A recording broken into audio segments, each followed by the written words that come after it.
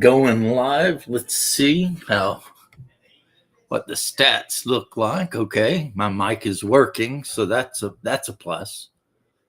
Because every now and then it likes to pop off. Let me copy this to invite some guests. I wonder how many people are going to see the title and be all like, "Oh my god!" It'll be hilarious. I've got the reason actually sitting on the desk. Not that I can have a ton of them, but the main reason to annex Canada, I actually have. Right now, I'm cleaning up and basing these monks. And man, the cleaning them up situation. Like I said, this is what happens when you don't pay attention to how you're freaking supporting models, and you put down contact point sphere instead of none. I mean, the good news is I'm pretty sure with the increased that by increasing the exposure times for this particular kind of resin, that I've got it all worked out and fixed and everything's awesome. And of course I re-leveled the table and re-leveled the machine and did all the stuff you do when you're troubleshooting. So I'm actually getting really good builds. I think we should annex Canada so we don't need passports to go to Claricon. You spelled Claricon wrong. It's Claire-I-Con. So basically, it's like you're spelling cleric, but you're adding an O-N. And that would be a good reason. That would be a good reason. Do you need a passport to go to Canada? I mean, you didn't used to. I don't remember. I mean, you've been to Canada. You didn't need a passport when you went, did you?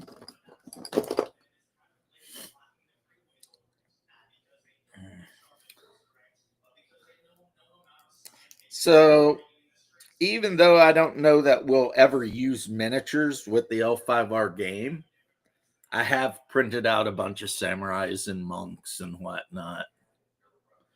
But yeah, the whole Clericon, it's a play on words with cleric and convention.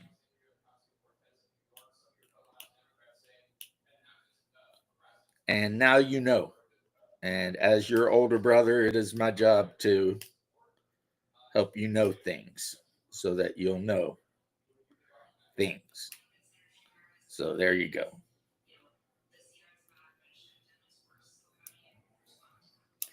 There won't be a game the next time we would normally play L5R or whatever, because I am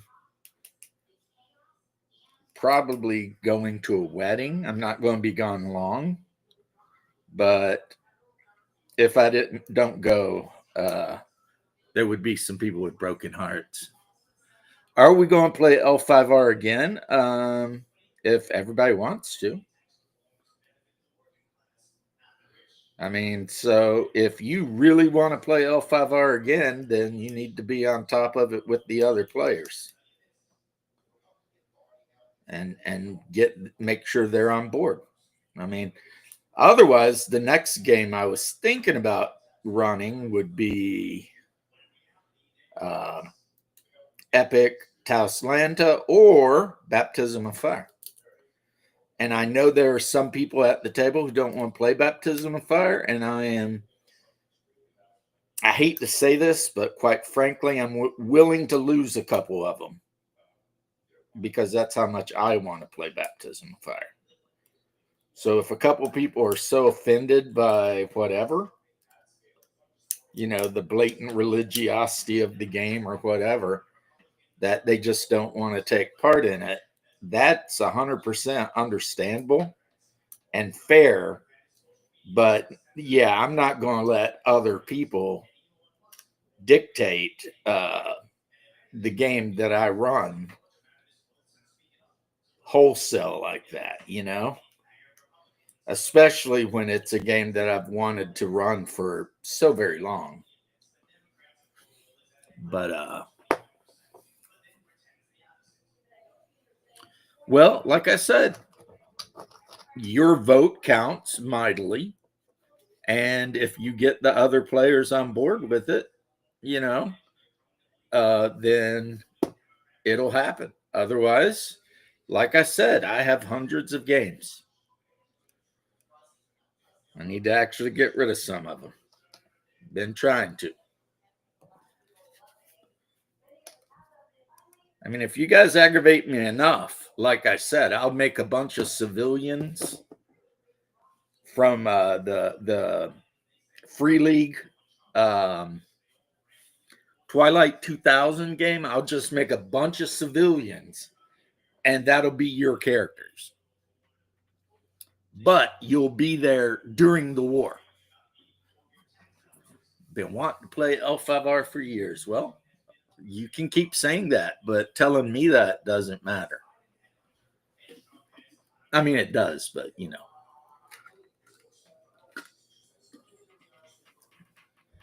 Oh, by the way, the good reason to take over Canada, and no, I'm not going to eat a ton of these guys, is all dressed chips. These are amazing. And apparently you can get them just all over the place in Canada, but you rarely ever get. Yeah, see, even on the back, it says that the Canuckistanians love this stuff, right? Like if you laid one chip after another down and put a box with like a stick and a string, you could probably catch a Canadian with these as bait. But you could catch a me too, because I picked these up one time just because they were on the shelf and I'd never seen them before. And I was like, oh my God, these are the best potato chips in the world. How do we not have these in America? And they're very seasonal. Like once a year, our local grocery store will start carrying them. Joy Division rocks. I agree, Bubba. 100%. I have been a fan of Joy Division since they're kind of gross. Get out of here, General Nut. You're a nut, generally. Yeah, I've been a huge fan of Joy Division since I guess my mid-20s, when I got into the goth scene and everything. I mean, prior to that, I was really more of a, Zeppelin, woo, play some Skinner, man. But then I got into the whole goth scene. And boy, it introduced me to Joy Division, Sisters of Mercy, The Cure, Alien Sex Fiend, Cradle of Filth. There was just so many songs or bands I'd never heard. And I'm hanging out at these crazy freaking, goth clubs with all these hot, thick, goth chicks walking around. And I was like, yeah, these are my people, And for about 10 years, that was pretty much my life, work, take care of my kids, hang out with my brother, go to the goth club, play some Vampire at the local university, And so that's another thing, in addition to, like I said, big booty goth chicks with dad issues. Another thing I can thank White Wolf for is, if I'd never got interested in the vampire role-playing game, I probably never would have got interested in the LARP. I probably never would have met some hot witchy chicks that convinced me to go with them to the goth clubs. And then that means I probably never would have become a Joy Division, Depeche Mode, etc. um, fanatic, back in my 20s.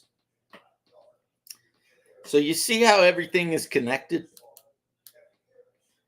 It's all connected, man. I mean, you don't think it is, but the smallest decisions can have huge. But yeah, the nutty one doesn't care. Nut addictive, I'll give you, but it's like nope, okay, one way. Yeah, and it is probably my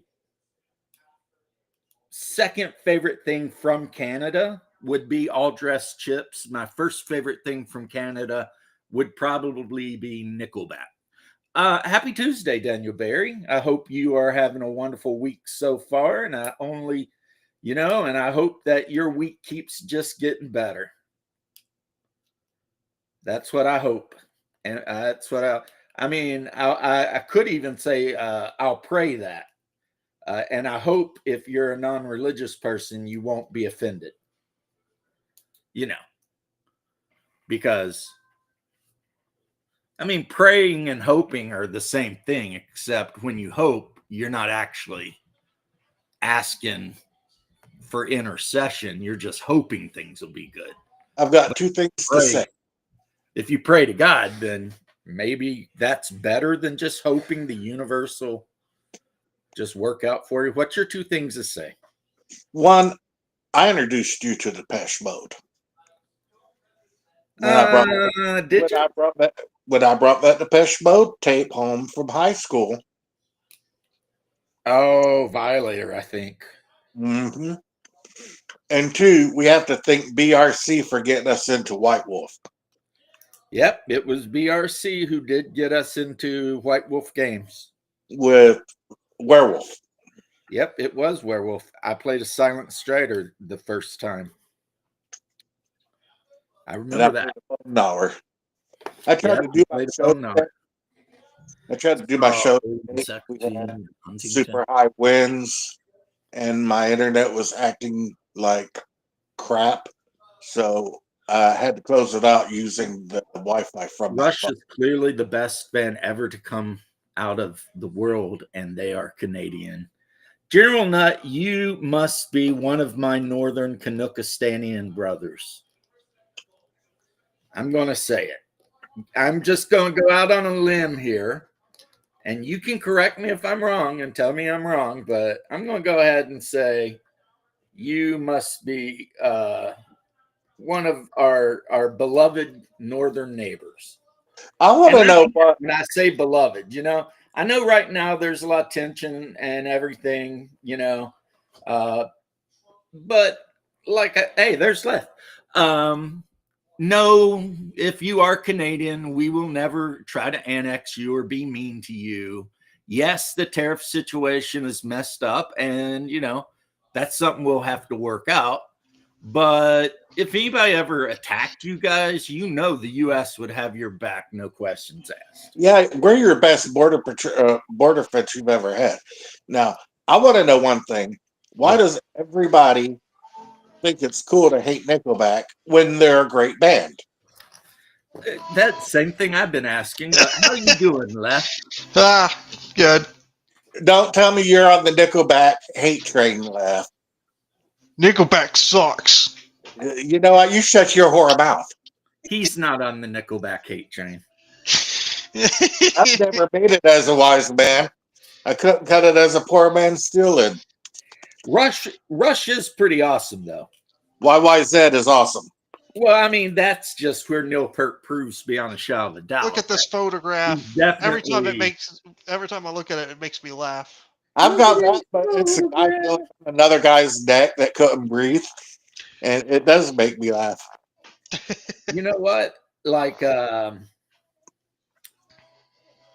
I think my favorite Rush song is the one where they're singing about the airwaves.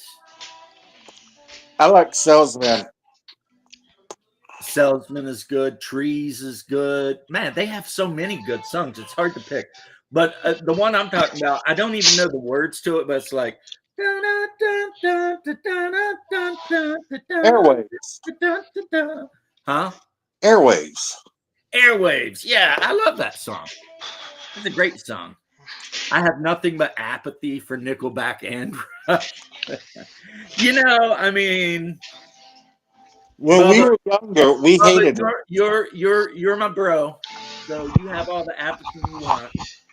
When we were younger, we hated Rush. I will say I it. mean, Nickelback's a fine song. I don't know much about Rush. I don't think I've I ever heard hated of them. Rush when I very first heard it. And I think it's because Geddy Lee's voice, he does not have the voice of anyone who by any right should ever be the lead singer of any band. But we didn't understand the music at the time either. Well, I mean, I was at that time, it was all, Poison and Led Zeppelin, Sabbath, Pink Floyd. I was your typical Southern kid that liked listening to classic rock. General like said most it's just everybody in my family. Yeah. Although my mom's favorite band was always Whitesnake. Whitesnake, the Yep. band that tried so hard to sound like Led Zeppelin. yeah, true. Fair. General I just Nuts remember said them the for name of like the song two is songs, and Spirit that's of Grace. about it. Now I'll Like- tell you what, the true Fuck you like a hurricane. the true fight here, if you want to get into a fight with Or people, Here I Go Again. Here I go, which sounds just like something off. Yeah, Spirit of the Radio. That's the one. I love that song. Invisible airwaves. Shine. Well, my aunt was Yeah, but the first time I heard Geddy Lee, I was like, huge "The fuck AC/DC is fan. this whiny, nasally sounding, like, because I'm used to Robert Plant, nailing it out the box, right? Hey, mom, I see the way you move, and all that shit, right? Yeah. And then all of a sudden, you've got this guy, and he's singing all today's time's iron. He gets high on you, the space you invade, and it's just like, huh? This sounds weird. ¿Qué pasa? But Okay. then, as I got older, what I realized with Rush is while the lyrics are very, very important because they write very intelligent songs, the singing is not as important as the music, because every member of Rush is top 5 for whatever instrument they play. Gothabilly, psycho. Well, I mean, yeah. I mean, Bubba, I know you get down to mud. I know you do, because I do too. I'm more of a classic rock fan. Well, my name is Mud. Not to be confused. Hey, Dennis, Saxon my name is and Mud. It's Striper. always been. Because I'm the most Striper. sons of bitch you ever seen. Dress in blue. That's the question. What's that? Why are you gay? That's not gay, but what's wrong with Striper? A lot of the guys that Hungar and I hung out with when we were like 15 like Striper. Yeah. I was, when a lot of our friends were going through their hair metal phase, other than a few ballads that everyone literally in the whole wide world loves, I was kind of getting crazy with some Pink Floyd. You know what I'm saying? And then I graduated from Pink Floyd to Metallica and Iron Maiden. That is a weird thing about Striper. They did a lot of hair metal, then they also did a lot of weird rock ballads. There's only one rock ballad in the whole world, and everyone knows it and loves it, Leth. Yeah, whatever. And it's called Every Rose Has a Thorn, and I believe it's by Poison. Yes. Yeah. We both lie side by side in the dead of the night. Hungar. Come on, Leth. You know that song. You know you do. I know that one too. We lie. That's a really good one. I like it. You what? I really like it. Is it something I said? Of course you do. Everyone loves that song. I It don't matter who you are. Everyone loves that song. But yeah, Hungar, I mean, to hell with the devil. Soldiers under Soldiers the Under Command. devil. While you were I listening think to Mel shit with like the Devil actually got radio play down here. while you're listening to that, I was listening to like suicidal tendencies and stuff. Oh, I wasn't. I remember getting into that. When you were listening to that, I wasn't born.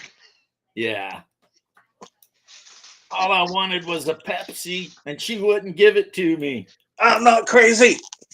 Institution, you're the You're one the that's one crazy. crazy. Institution, you're driving me crazy. Institution, put me in this institution, so it was the only solution. Right? And then in the end, he's like, it don't matter. I'll probably get hit by a bus anyway. And of That's course, you had Black Flag, and then he went solo. Like now, he's like a crazy person full of TDS. But back in the day, Rollins was badass before he got old. But you know, that's part of my unifying theory of everything. And I'm stealing that from Train Spotting. But the unifying theory of everything is when you're young, you have it. And then something happens at some point and you don't. And that's just how it is. And when Rollins was but young, yeah, no. he had it. Why did I But think then that was? when he got older, something happened. Why did I think Rocky Like a Hurricane was a White Snake Scorpion. song? Yeah, that's a No. Scorpion song. That's Scorpions. Yeah, I I like know.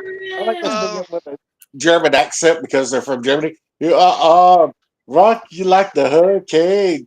Well, I think Depeche Mode was German too.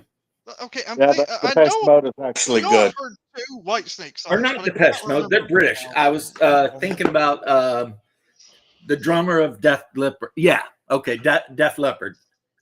He's only got one arm. That's what the Bloodhound Gang says. Only got one arm. The drummer from the Leppard always got one arm. Yeah, but I agree with you, Bubba. I have crazy tastes, not just in role-playing games and video games and friends, but in music as well. And My brother. taste is pretty weird. There's only one thing I don't like, and that's like, you know, tankies, straight up commies, and people who are really weak because I have bad wiring in my brain. And if I detect weakness instead of trying to help you, I want to crush you. So I can't be around whiny, weak people because it just makes me worse. I read something the other day that radiated with me. You cannot be a peaceful man unless you're capable of. Yeah, that's Jordan Peterson. I forget who he copied it from, though. Yeah, if you're not capable of violence, then you can't be a peaceful man. You can be a weak man. Because there's no virtue in being harmless. Exactly. It's like no one fears a rabbit. Because why would you? So therefore, the rabbit is not virtuous for not attacking you. It just can't. But a wolf that chooses not to attack you, that's virtue.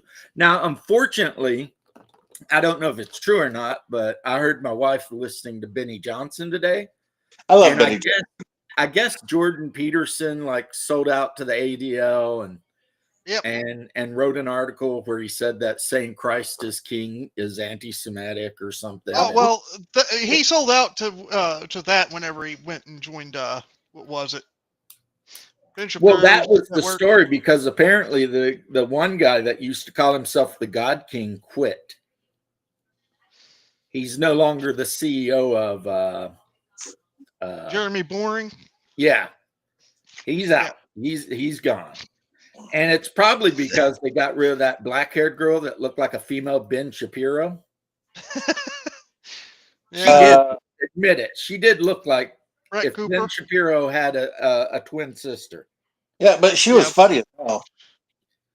And they got rid of her, and when they got rid of her, they lost her audience, and apparently that chick had millions of people. Yeah, she was pretty big. I follow her on Instagram. So, see, I don't listen to any of them, but I mean, the move they made with never was a fan of Daily Wire. Well, they made some shitty moves that's coming out with what's her name, Candace. Like the whole time they were talking to Candace Owens about working things out, behind her back, they were going to their attorneys, and they got a judge to put like a law on her where And it was like a non. I don't know if there was a where she's non-compete. not allowed to talk about anything, a gag Yeah, a order. gag order. Yeah, didn't Charlie Kirk tell him to just suck his balls?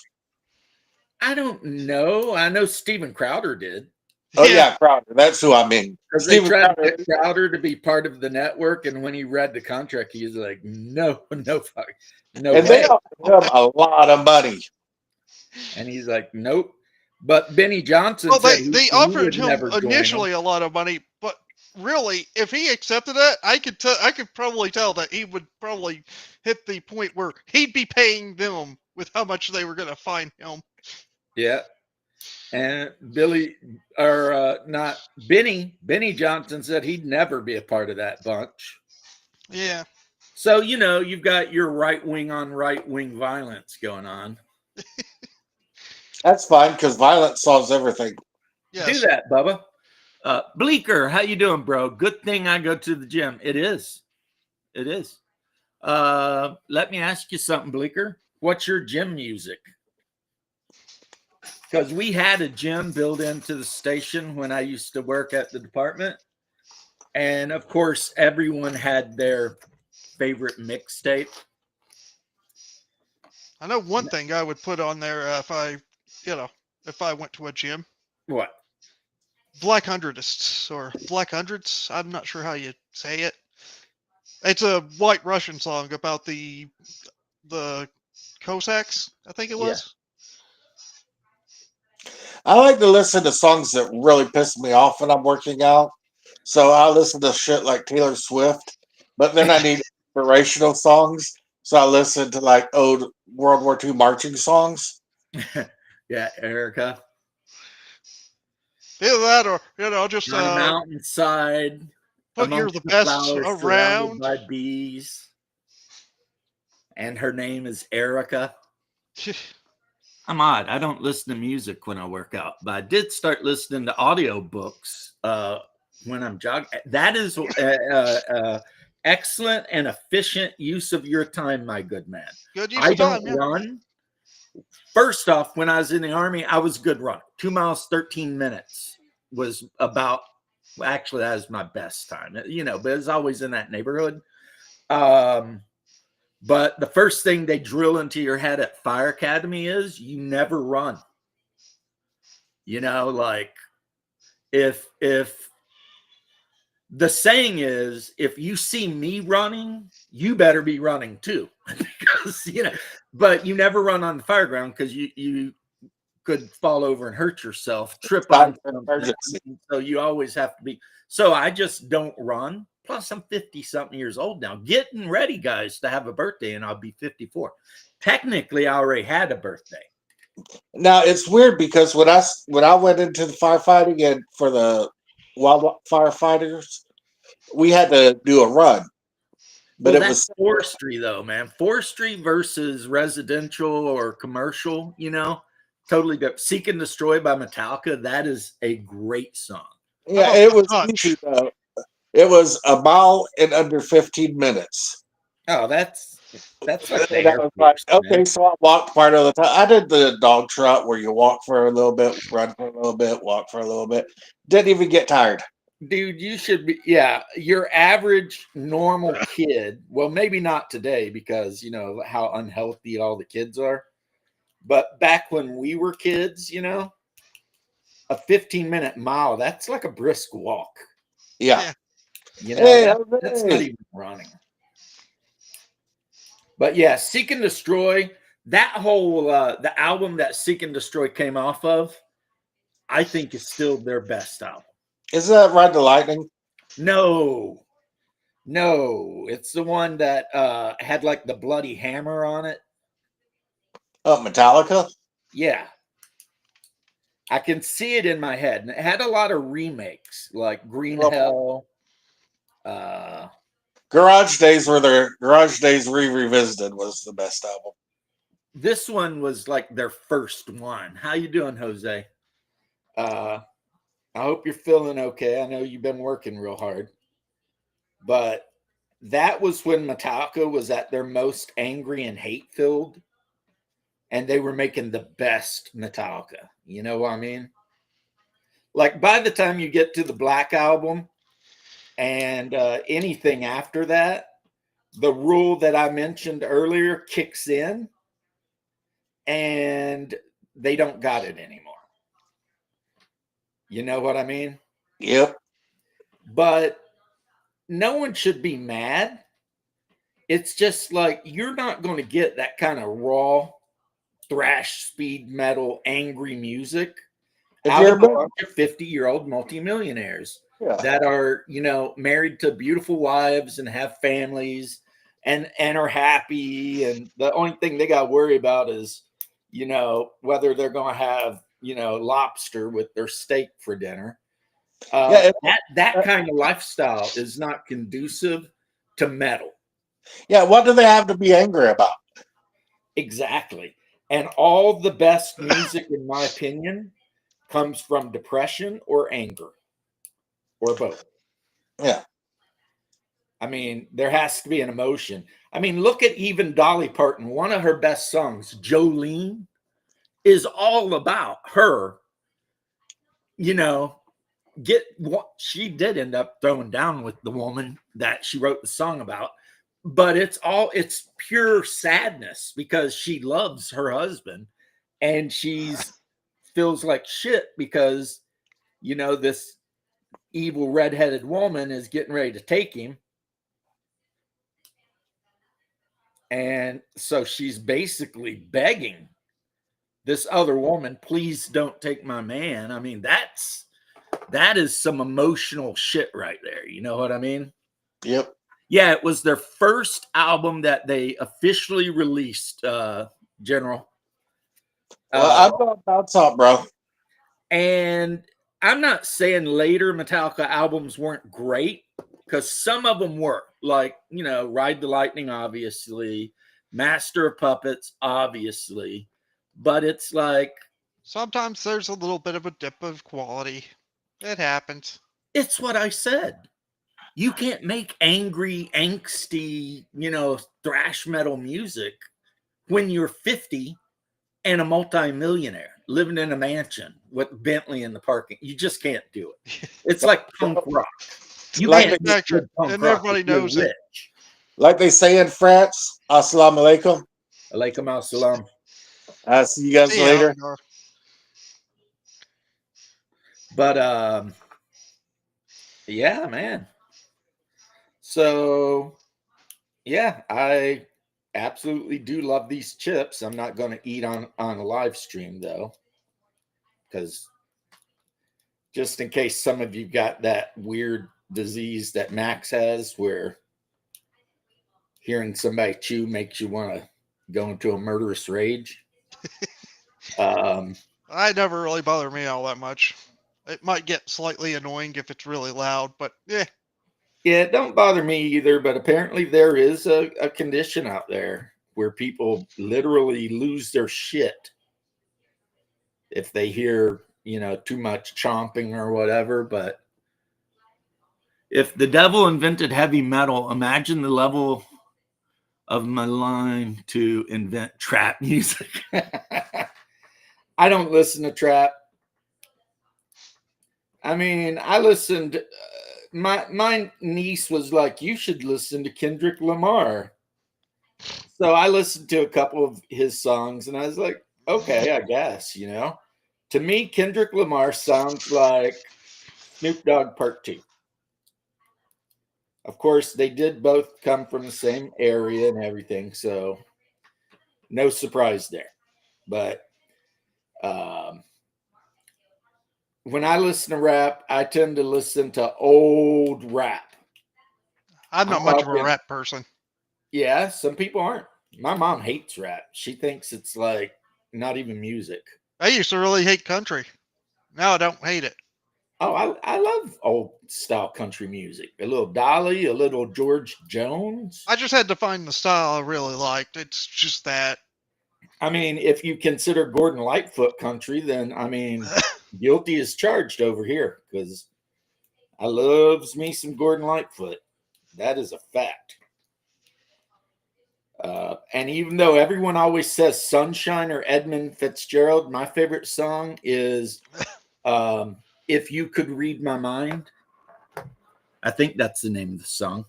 For me, it's always been Muddy Robinson. Marty It's about like, Robinson. Oh, yeah. Those good old Westerns like El yep, Paso, yeah, El Paso or Ballad of Big the Iron. Alamo, Big Iron. A lot of people really know about Big Iron. It's probably his most popular song now. Yeah, there's a Warhammer 40K um, remake of Big Iron, and it's about an Inquisitor with the bolt gun on his hip. Yeah, there's a few of those like remakes in different styles. And the guy did it perfect. It's like, oh Yep. my God, he did a great job. Cypress Hill, I mean, yeah, their first album, I think it's the first I ever heard about them. You know, How Could Just Kill a Man, you know, Insane in the Membrane, you know. I Who know you that one. messing with, SA? Don't you know I'm loco? They had a good sound. And of course, come on, guys. We all know that when it came time to jump around, we all jumped around. We all got up, and got down, right? Right? We know because the band I'm talking about is the cream of the crop. They rise to the top and they never eat a pig because a pig is a cop. Or better yet, a Terminator, like Arnold Schwarzenegger, trying to play me out as if my name is Sega. But I ain't going out like no punk, bitch. Of course, I'm talking about the House of Pain. That was back in about 91. House of Pain was freaking.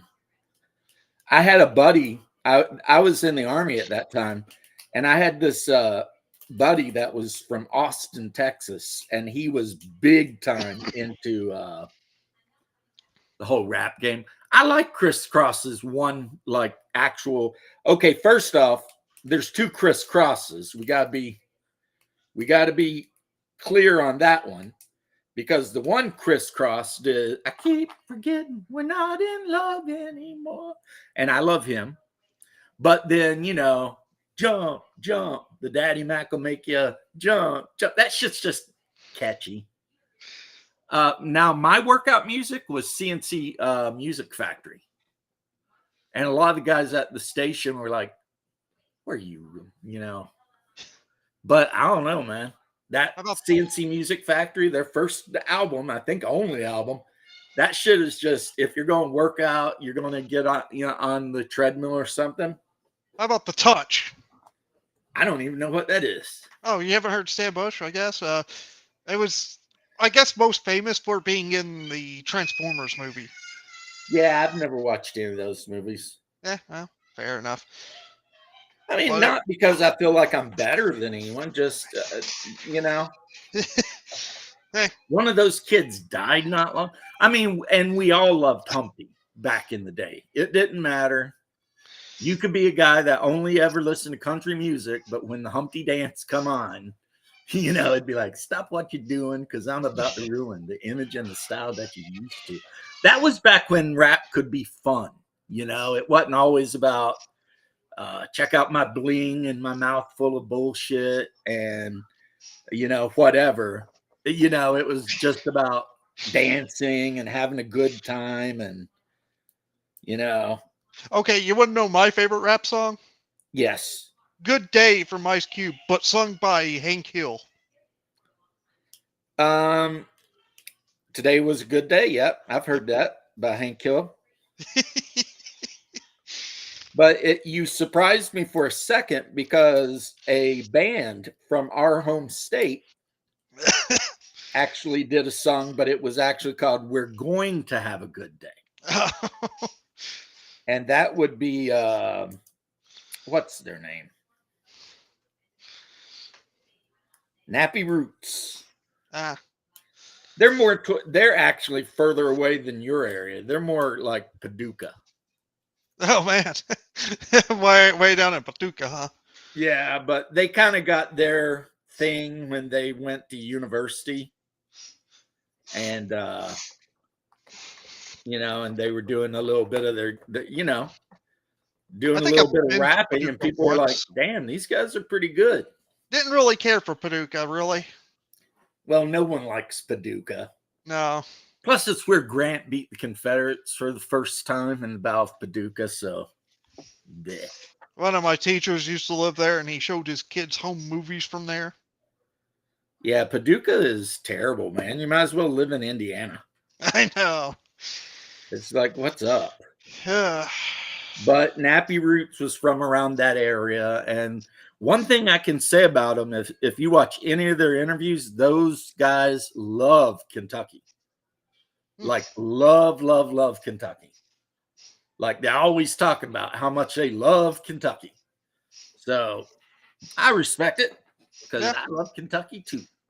Kentucky's a nice place. My old Kentucky home. But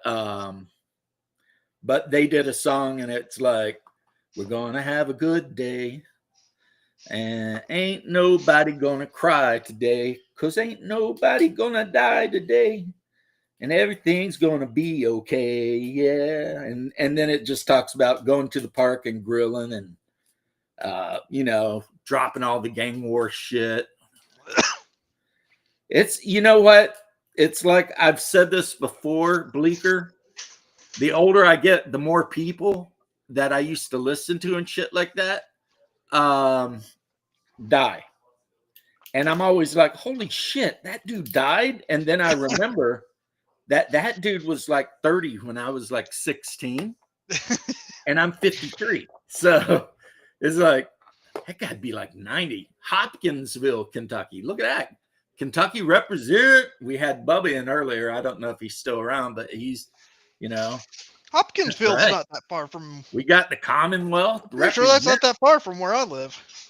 Hey, man, I know how it is too, having to leave home for better opportunity and stuff. But as soon as my wife gets done with her career, we are heading back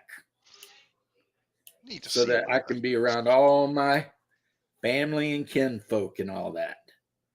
And, Yeah, not too far, actually. Well, you're near E-Town, not in, but near that area. Yeah. Isn't that where Fort Campbell is, near E-Town? Is it Fort Campbell or Fort Knox that's near E-Town? No, Fort Knox is near Frankfort. So it's Fort Campbell. That's where they train the air assault. Even though the 101st used to be airborne, then they swapped them over to the air assault for some reason. But whatever. I am from an indescribable place that doesn't actually exist on a map. Yeah, Bleecker, it does take place in Kentucky near Louisville, though. Yeah, Project Zomboid is like near Jeffersontown or something. And it actually has Louisville in it. You can actually go into Louisville. I played that game a lot, and I'll tell you what, that is an unmerciful game. Oh, I know. It's like I rarely get killed by the zombies. I end up dying because I didn't know that after you break a window to go in a house, you could clear the window out. Yeah, you need to clear the window out before you actually jump in. So, like one of my characters, the first way he died is I broke a window and I didn't clear it. So I climbed in the window and I cut my arm and died from the cut infection or something. Yep. Got an infection and died. So or I'd starved to death or whatever. It was like zombies were never like, I didn't give a shit about zombies. If you're good at the combat on that, I guess. Me, I've had trouble figuring out the controls so I could fight the zombies. Yeah, the combat controls are a little wonky in my opinion. I keep messing up and accidentally getting bit even on the most easy parts of it. So I'm just like, ah. I used to watch Gundam and his friends from the It's a Gundam channel. He and his friends used to play Project Zomboid all the time. They Oh, were yeah. like, at one point, they had like somehow hot wired an ambulance and they were cruising around running people over with an ambulance. But the problem, of course, is if you make a lot of noise, then you attract more of the zomboids. Yep. And that's not a good thing. So Why you usually don't start out using guns. right. But yeah, he and his friends were all playing it. And I played it for a while. I mean, it's on my Steam account. Right now I'm playing Ark though. And I'm progressing really well. I've got a couple of trained Argivan Taviuses or Archivist. whatever. Yeah, the giant ass Yeah. eagle buzzard looking thing. And that's like a major step because those dudes, the one of them I have, which I named Brianna, because it's a female, and I named the male Arterius. But she has like 600 pounds of lift capacity. Dang, not bad. That is insane. I mean, my character can't carry that much weight. No. That bird, man, I can fly somewhere and harvest shit and just put it on the bird, harvest more, put it on the bird, load her up, and then jump on and fly. So yeah, you know. And I'm stockpiling metal for all the expensive shit. So I've got like a couple thousand metal. Well, in Rise of the Ronin, I'm finally in the second part of the game. I thought I was going through the pro Shogunate side, but I'm not sure what happened. I must. I don't know how exactly that one works, but anyway, I'm on the anti-Shogunate side now, and I'm on a really tough fight where I have to fight this. I forgot what they're called, but it's like the local constable for the area and a ninja, and they are so tough. I took down one of them for the other one to just wipe out the three of my people before I. So it's just like, Well, you keep trying. I'm sure you'll get eventually. I started leveling up and gaining more resources so I can craft more stuff so I can go in there more prepared. That's right. You got to be like Baby Cakes. Because remember what Baby Cakes said? If you're stepping to this warrior, or if you want to fight this warrior, I suggest that you step because the warrior is massively prepped. It just and of sucks course, because he's thinking about himself because I was like one step away from winning that one fight, and then it just like he just like went on a rampage and stun locked the three of my whole team by I himself. gotta ask the question though. Do you have any idea what I'm talking about when I say Baby Cakes? Nope. Baby Cakes is an insane character from China, Illinois, which was a show put out by the Professor Brothers or whatever the hell. He's basically a giant, not super smart, I would say insane alcoholic who loves to play D&D and try to invent stuff. And he hangs out with Steve, who is a college professor who teaches history. And Baby Cakes is like big time into Dungeons and Dragons. So he has a whole song where, you know, he sings about how badass he is as a warrior and, you know, and then there's a whole mini video where he goes to the D&D game and there's like a PvP game tournament. And he's like, you know, there's the one scene where it just shows him putting like a blindfold on Jesus. And he's like, they got me killing. They got me cold of feelings. I'm pulling my sword. Please, Jesus, avert your eyes or some shit like that.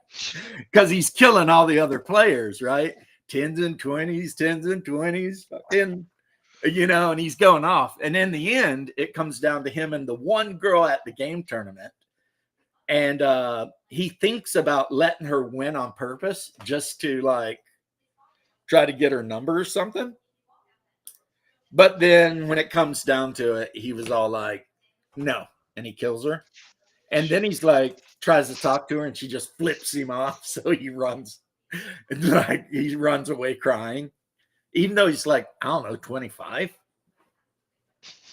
And Baby Cakes, I don't think is his name, but his dad is Professor Cakes. Cakes is their last name. And his mom left his dad to join the Navy and then got like really buff on steroids and shit in South America or something. Yeah, it's completely stupid. China, Illinois is dumb, but it's also it sounds like a whitest kids you know skit. It's an animated thing. And you got the two brothers. You got Steve, who's kind of the blonde haired, balding, glasses, but he's kind of smooth with the ladies. And his younger brother, Frank, is like a complete dweeb. Right? And so they have a weird interaction with each other. And then, of course, Baby Cakes is one of their peers, even though I'm not sure he graduated high school. And he keeps enrolling into China, Illinois University, University of China, Illinois, go fighting pandas. But because his dad is a professor there, but Baby Cakes doesn't think his dad's a professor. He's convinced his dad is a wizard. And that all the other professors are wizards and they have wizard parties. And, they do magic. And like there's a whole mini thing on YouTube where it's just Baby Cake at the therapist talking. And you realize that this guy is seriously troubled, because like he lives in his own world. Like there's one where he wakes up first thing in the morning, dresses up like Snow White and tries to force his dad to get him a magical pet. And his dad's like, why? And he's like, because every Disney princess has a magical pet. To be fair, he'd be better as Snow White than Ziegler. Than Ziegler, yeah. But yeah, he's funny. He's just Baby Cakes is just getting back to the chat. I played Ark years ago, and then they did an update, and the computer I'm currently on couldn't even load it because this computer has very limited memory.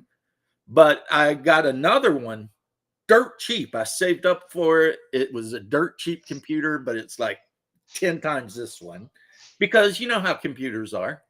You give it a couple years and the thing that costs $10,000 today will cost $50 in a year. It's weird.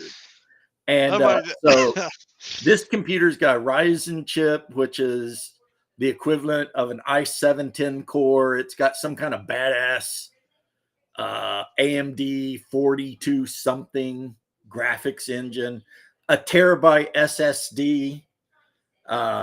So now I can download Stalker 2, Ark, and most of the other games I play are like Minecraft.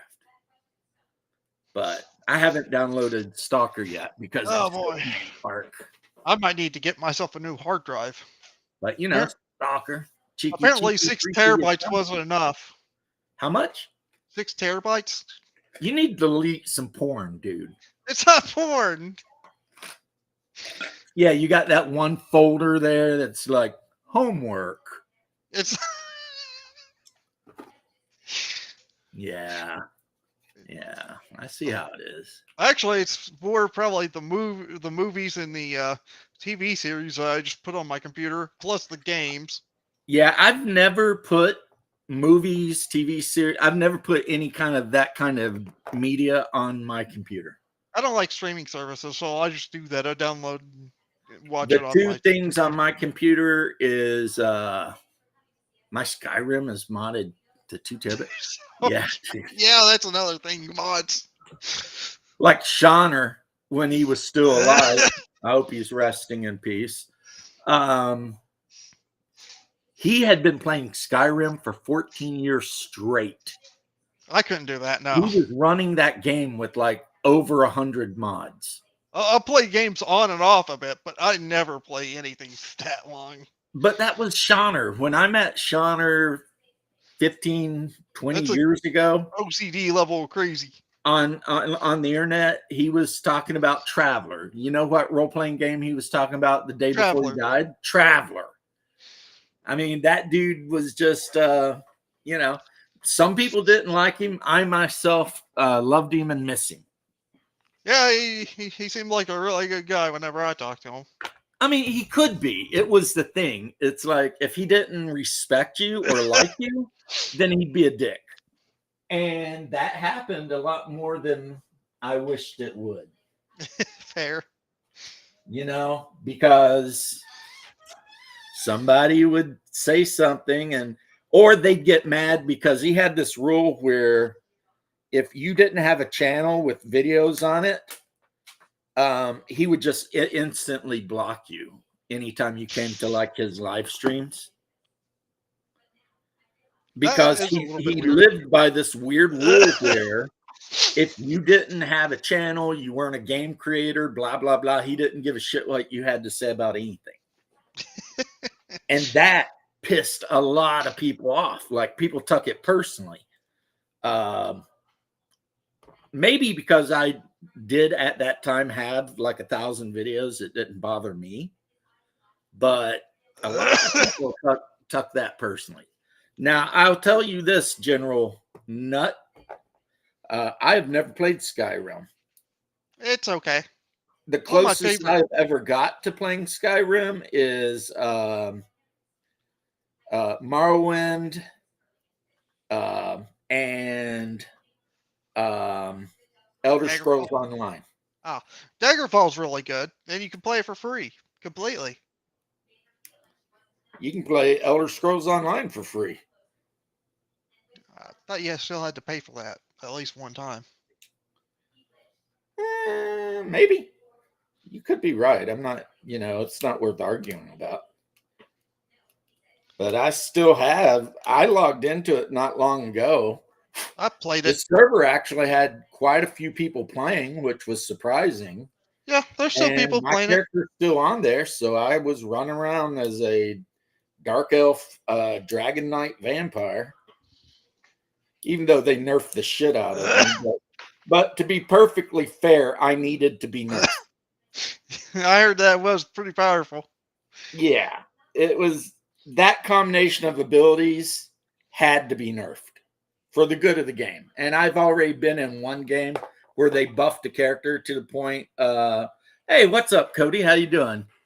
Yeah, this was a great album, actually. I think what song do I listen to the most off of this album? Probably She's in the Parties. I think that's on this one. She's in the parties. But of course, Love Will Tear Us Apart is always going to be in the mentions because that's got to be their most famous song, you know. And of course, after Ian Curtis died, the rest of the group just created what was the band? The one that did Blue Monday and all that. But for the longest, they did a couple of albums that were 100% musical because none of them wanted to sing because of having lost their boy, you know. Nothing wrong with anything without lyrics. It's fine to have, you know, those kinds of music. Oh, I get it. I mean, if you were in a group with people and like someone you really cared for, yeah, they become New Order. Someone you really cared for passed away, you'd have feelings. I'd like to think people would. Yeah, and New Order, for all of their trying not to be like a gothy band, could not escape being a gothy band. Because like all of their music is not really like as dark as like the Joy Division stuff was, but you go to any goth club in '99 and you are going to hear New Order play. Whether it's Bizarre Love Triangle or Blue Monday or whatever it is, it's going to get played. So they never could quite escape. Shawner was weird. He blocked people that came back. Shawner, Omanow, look at you. Shawner blocked people who didn't have channels with content on it. And that pissed a lot of people off. But he felt like if you're going to have an opinion about whatever it was he was talking about at the time, which was probably Traveler, or making fun of someone else for not being able to role play or something, in his opinion, not being able to role play, because, I mean, you know, and a lot of people got pissed. But it never bothered me because, again, I have my own channel. So I'm not affected by any of the stuff he does. But he did block me a couple of times. But he'd always unblock me too. That guy was, yeah, New Order is pretty great. I like New Order. After Joy Division, I'm pretty basic bitch. I would go with The Cure, and then I'd probably go with Sisters of Mercy. Like Lucretia, my sister. Stuff like that. I also love the remake of the Bowie song Ziggy Stardust that Sisters of Mercy did. You know, Ziggy played guitar. I don't know the rest of the words, but yeah. And of course, the Cult and the Church, even though really, for me, they're a one-hit wonder. They did Under the Milky Way, but Under the Milky Way is a great song. I mean, it really is, you know. And I wish they had put out more great music like that. But, you know, who knows what happened. I'll tell you what, that's what I did the whole time the grunge era was going on. Because a lot of the guys I hung out with got into the whole grunge music thing. And they were all like, oh, man, Pearl Jam's like the greatest band that ever lived. We love Eddie Vedder. I wish I could put his junk in my mouth, blah, blah, blah. You know, and I just could not deal with Eddie Vedder. Leth has got a cold because he's a sickly bastard. It's not cold. I thought you said it was cold. No, right now it's just probably allergies. Still sickly, Oh but my God. not in the same way, I guess. You know what you do? You need to get some local honey and eat it. If you eat local honey, it helps with allergies. What's up, guys? Hey. Hey. Bear, we don't hear you. I don't hear you. I want to know what the fuck this topic's all about. Good reason to annex Canada. You got me riled up now. So I'll accept Quebec. Oh, we'll give Quebec dude. to Yes. Denmark. Very good. Very, very good. You want to get Ruffles all dressed. Oh. They are. Here's the problem. They get these in the local store about one time a year and maybe 4 bags. It's like somebody misorders and we get all dressed like once a year. Listen, all dressed chips are my favorite chip, hands down, no joke. But I'll send you a care package someday of some Canadian treats. I've heard ketchup potato chips Ruffles are all dressed to blow your mind. It's so good. real good, but Right. yeah, maybe one of these times send me so I could watch that. Because I mean, see, my wife, she's not super into music the way I am. Like, she might have a favorite band, probably Pink or something, you know, but me, I just love music. You need to find local named honey and proceed accordingly. Find a local named honey and proceed accordingly. Oh, hey. You know, that just means Leth needs to go over to the strip clubs and, you know, find it. Well, he is near Fort Campbell, I believe, within an hour of it. So, I mean, there's got to be a bunch of strip clubs right off post. I mean, that's the rules. But no, my wife went shopping and she brought me this. And of course, this will last me a long time because I only eat a little bit at a time. but this is absolutely okay. If we were going to annex Canada, this is the only reason I would get on board. Right? So that we could have a regular supply of these chips. These things are good. They're very good. They're very tasty. Absolutely. They are very tasty. But as otherwise, I'll send you a wish care nothing package but with some choices. I wish nothing but the best for my Canuckistanian brother. Listen, life is hard in Soviet Kanakistan. What do you want me to say? Yeah. Well, hopefully it'll get better. I'm pulling for you guys. Fingers crossed. And like though, I said sadly, earlier, America might rib you guys and piss you off, but if anybody messed with you, we would be on their ass like a big brother defending. Oh, a little absolutely. boy. But the thing that's happening lately is we were almost clear of the liberals, and we had like the conservatives had 98% of the polls, 98% 3 months ago, and then Trump started this bullshit annex Canada shit. Yeah.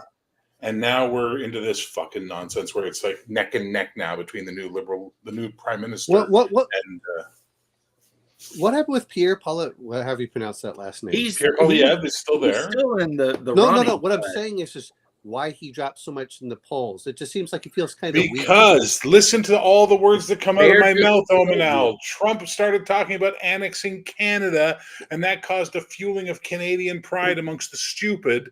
And now the stupid don't want to have a conservative Trump-like government in Canada, which is what they're afraid Polyev will be. Yeah, basically. Meanwhile, Alberta's talking about leaving the country now. Oh, and maybe even joining America. Yeah. That's interesting with the Alberta because, Alberta is very, very conservative compared to the rest of Canada. The only part of Canada I've been to is Alberta. In America, but it's definitely red for Canada. So Alberta and Saskatchewan are very conservative, except for one part of Saskatchewan, which is Saskatoon, is very liberal, very, very leftist. But it doesn't matter. They don't control anything. But the problem is that they're talking about leaving now, and now we've got fucking people, Canadians, like, dude, I go do my online grocery and every product made in Canada, processed in Canada, packaged in. It's like, fuck off with Canadian pride all of a sudden. If you had any fucking pride, you'd put Polyev in power so we could try and undo the bullshit Trudeau's liberals did for the last 10 years that have put us in this place where our rents are higher, inflation's are out of control, there's no houses for sale, et cetera, et cetera, et cetera. But no. Fucking Trump had to be fucking Trump, and the knock-on effect of it is that we're probably going to wind up with another fucking liberal government by a prime minister. And he's used to dealing with the Teamsters Union. The problem being that Mark Carney, the current prime minister of Canada, who's taken over from Justin Trudeau. That guy seems like a bigger suave than Justin Trudeau was. His former jobs include things like head of the Bank of England and head of the Bank of Canada. He's never been in politics ever. Globalist pig dog. But yeah, send me a link one of these times, Cody. Cody, a fellow Appalachian. He's up there in Tennessee, if I remember correctly. Doc, anyway, I just jumped in to say hi and see what the hell you were on about. I was just on about how much I love your all dressed chips and how jealous I am that we only get them like once a year. I think you can forgive me for that. Absolutely. But I was putting it like in an inflammatory way, but I was complimenting you guys. Oh, yeah. You know? Backhand compliment you love to give us. Oh, anyway, listen, I just if finished there's my a show. reason to annex Canada, it's because they have damn good chip flavors that we never get. It's very true. But you guys have better diet soft drink flavors than us, so maybe we can do a swap or something. It'd be really nice. Well, maybe trade Kit Kats. Yes, sir. Send the link in Discord. Thank you, Cody. I appreciate it. Nobody does Kit Kats like the Japanese. Anyway, I got to go. I just finished my show, and then I got to go to bed because I got to early for work. So I just want to stop and say Kit Kats. Exactly. Green tea Kit Kat. Bubble tea Kit Kat. Anyway, bye, guys. Take care. Have a good night. See you later. Oh, I was watching a video the other day, and it was a Japanese guy, and he was bitching because he's like, everyone comes over to Japan, and the first thing they do is say boba tea. He's like, boba tea is not Japanese. I guess it's from Thailand or Cambodia or somewhere. I don't know. My friend was like, oh, look, it's boba tea. And I went over like, this is horrible. I hate that. Like, if I want to drink something, I want to drink something. Don't give me these like little bubbles and these That makes little me think of Cobra balls. Kai. It's like, have you tried this boba tea? It tastes like crap. Oh, just the mouthfeel. You're just like, pfft. Oh God, it's like peas. I don't know. Yeah, that's the thing with Trump. And I keep telling people Trump grew up in Queens, where my dad grew up. And he has spent his entire life dealing with union, Teamsters, et cetera, in New York City, building the skyline. So people are all like, I can't believe he's so what from New York? Yeah.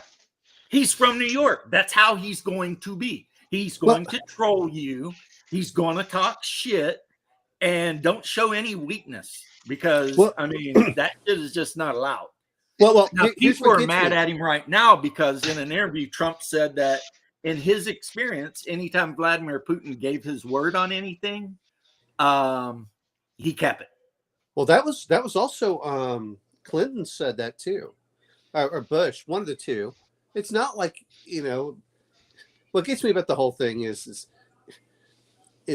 you know, they're all freaking out. It's like, look, do you think, you know, talking about Canada, do you think that if they put a missile base in Canada or Mexico that we wouldn't invade you either? I mean, I'm just being honest about it. I know I told Grumpy Old Slam one time, I said, you know, I love you guys, and yeah, we blow off Trump, but I'm telling you this much: if there's a Chinese base, we're coming over and we're taking you over. So just be aware. We're going to annex Canada. It'll be great. We'll deport all the Canadians. Well, see, the good news, though, is if Trump had annexed Canada, Trudeau was set with the job. Oh, yeah. Because Trump told him he was going to be the governor of Canada. So First female Trudeau, governor I of don't know Canada. why he got upset. It's not like Trump said, I'm going to take over Canada and hang you. He's like, no, dude, you're going to get to run Canada. It's just going to be an American. We'll call it Gay North Dakota. Gay North Dakota.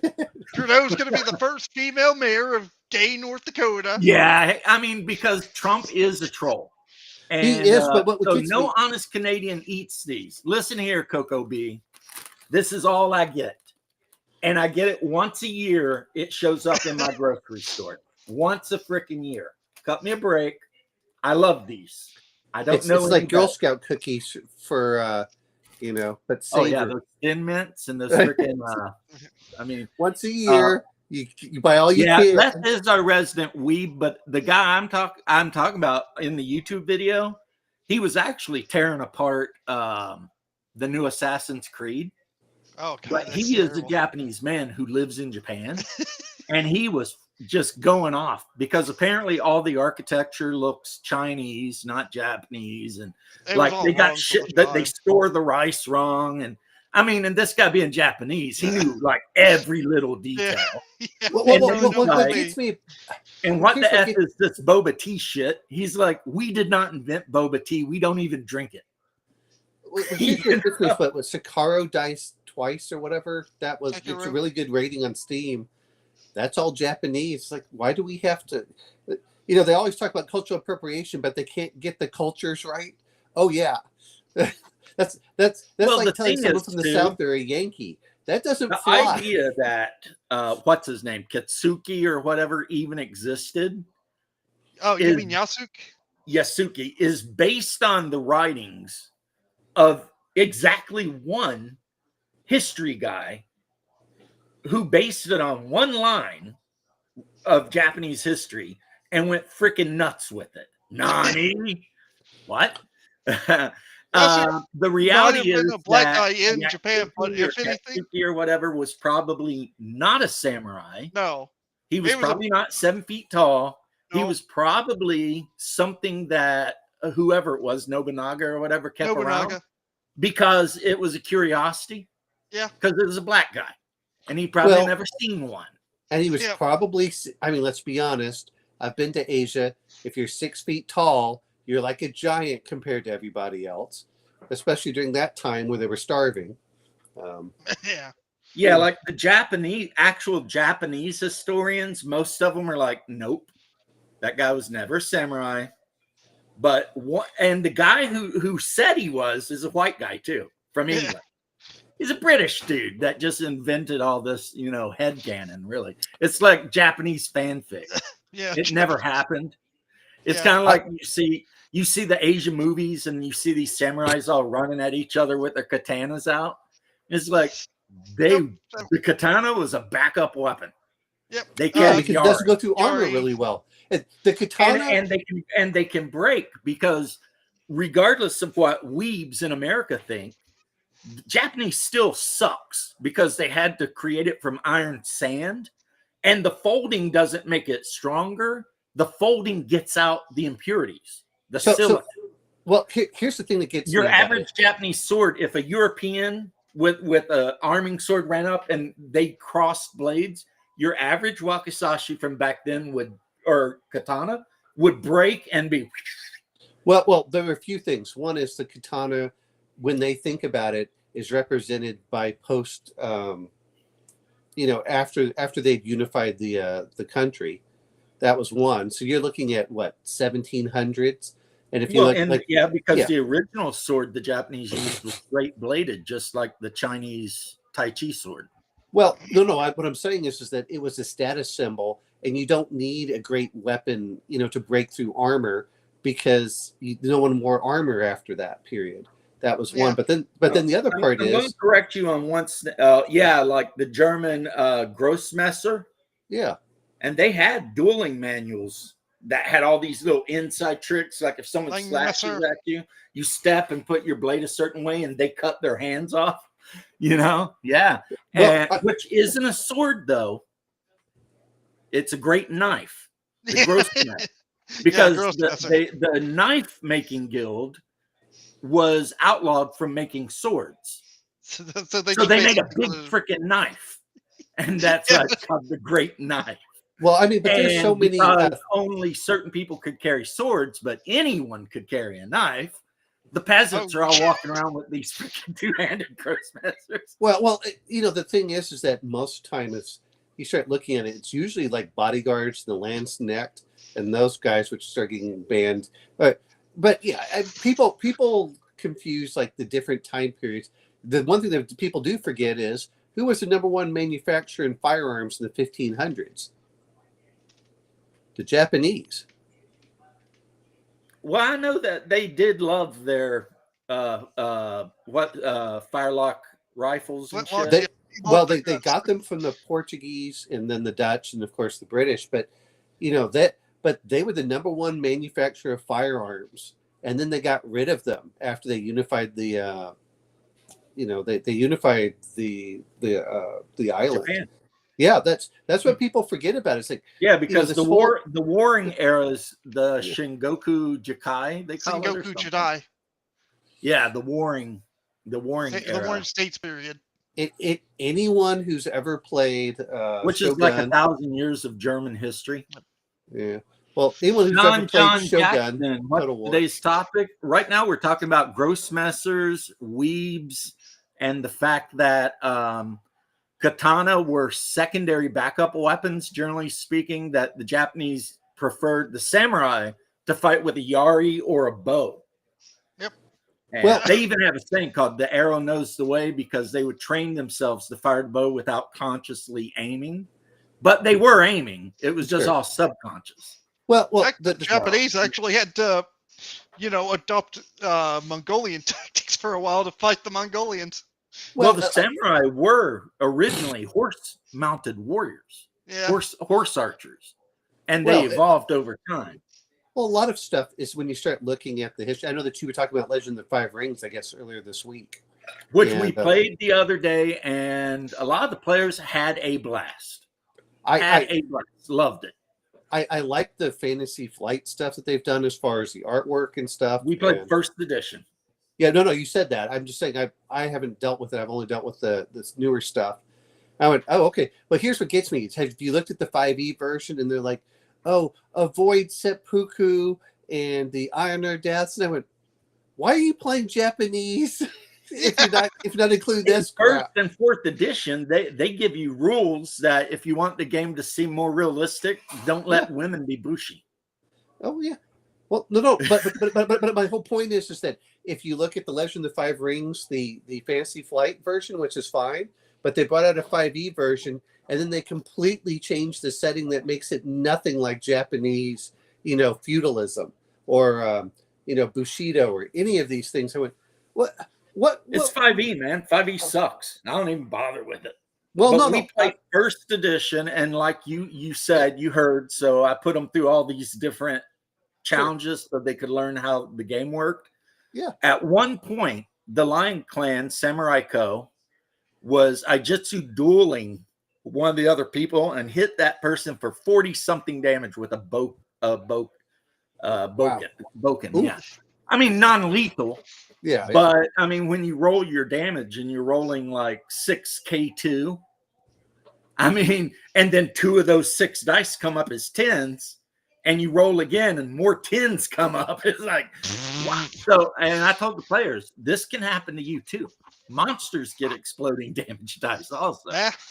So, well, I just have to laugh at just the difference, because it's not even that I'm against 5e. I mean, I actually liked. I was looking through Silver Plate, which is the one where where you can be a food item, and which is, it's all tongue in cheek. But I was looking at it, I was like, this actually seems a lot better than the regular 5e as far as like you can, just your options for choosing. It was all tongue in cheek, but the rules actually seemed a lot better than the regular 5e game. The only 5e I would ever play is probably the one that Chelsea made. What do you mean, Shadow Dark? Yeah. Actually, I was listening to I might have considered giving that a shot, but Wizards of the Coast is dead to me. And you know what? I'm happy because, I don't worry about it. Like, we talk about it, but honestly, 99% of my life, I never even think about it. I don't even play. I talked to my friend. I'm trying to switch him over to something a bit. People want to play 5e, play. I don't care. Yeah, don't. It's a game. All these people get mad. I said, look, I'll be honest. I would rather have a new edition be completely new rules than just refining the same thing over and over. Like, when you talk about Vampire the Masquerade, it was like, how many versions did you have? And you just changed like a couple rules here, a couple rules there for every edition. Like, what a waste. That reminds me. What? Hold on. Okay, Left. What do you got to add? This happened recently in my White Wolf game. I was going to say talk about White Wolf whenever he was talking about other games. And I just remembered in my last game in that, I actually had to roll 3 dice for, I think it was like an investigation. Yeah. And they all came up as 10s. Oh, which means that's like 3 successes, depending on the version you're playing. 3 successes, also 3 rerolls. I'm going to tell you about 5e stuff. They explode. I hated 5e Vampire until I figured out the whole point of hunger dice, at which point 5e become my favorite rules. But, so my issue with 5e was I didn't like the artwork. That was my issue, really. Yeah, I can ignore all of their super woke leftist bullshit, but the hunger die, that should always been a thing, because it forces you as the player to constantly be aware of the fact that you are playing a vampire who is constantly fiending for blood, and everything you do is reflected by that. You're not just a crazy guy with superpowers. You not just a superhero. Oh, I've got 14 blood pool. I want to do something. I spend a blood pool. No big deal, right? In 5e, you roll to see if you can do things. And if you fail, you get hungry. And you can go down this downward spiral where your character just freaks out. Kind of like the video game. Kills somebody. And the next thing you know, you're losing humanity and shit. Kind of like the video game of... the Masquerade. Where you get so low, you go crazy and start killing people. Well, you know what? The lore of the Masquerade video game is the lore of 5e. Yeah. So, like, if you go to Seattle or wherever that game was set, that Malkavian in the dance club, the one with the split personalities, He's in the is lore. part of the game. Yeah. All the characters you meet in that game, unless they got killed in the story, exist, you know? Yeah, James. And that's the whole thing, because the guy who created the game bought the rights to Vampire. Those 310s, that was exploding dice in our game. I got to re-roll 3 more times, but didn't get anything better than that. Just 3 successes. Well, in second edition, you just add to the first number, because sometimes you might have a difficulty of 14 or 15. So yeah, you need we a 10 use, and a 5 just to get a success. I think it was like Chronicles of Darkness or something like that. Right. Oh, yeah. Which whereas in 5e, the base target number to do something relatively easy is 1 success. So if you're rolling 5 die, all you need is a 6 or higher on 1 die. The negative, though, is if you have 3 hunger die and 2 of them come up skulls or whatever, then your character freaks the F out and, you know, maybe goes on a murder spree or whatever. Yeah, Bloodlines was a great game back in the day. No, what were you saying? I'm sorry, cutting you off there. No, like I said, is I bought some of the stuff on the Humble bundles because I'm like, oh, okay, let me see what's in there. But really, I know you talk about some of it just comes down to, well, okay, my son's closed the door on me. But no, we're visiting my parents in Florida right now. So, oh, you're in Florida? Yeah, but I'm a good 7 hours away from you. I'm over by Eglin right now. So, yeah, GM Cody, I agree about the art. The art in the earlier editions was way better than this new edition. Even the black and white. I mean, it was just like, guys, it's like you didn't even try. There was something about some like of it the was Nosferatu didn't even look ugly enough. Yeah, it was weird. And what's crazy is the art in second edition. A lot of it, and I know I'm cutting you off, but a huge part of it was actually based on photographs they took at LARP events. Okay. Like, so when you see a black and white drawing of a guy like doing a thing, it was an actual guy. And then they just, did the line art and shaded it up. And well, they did a better job because I saw 5e and it looked like they had done the LARP, but whoever their artists were not doing like they didn't really catch the tone as much. It was really, yeah.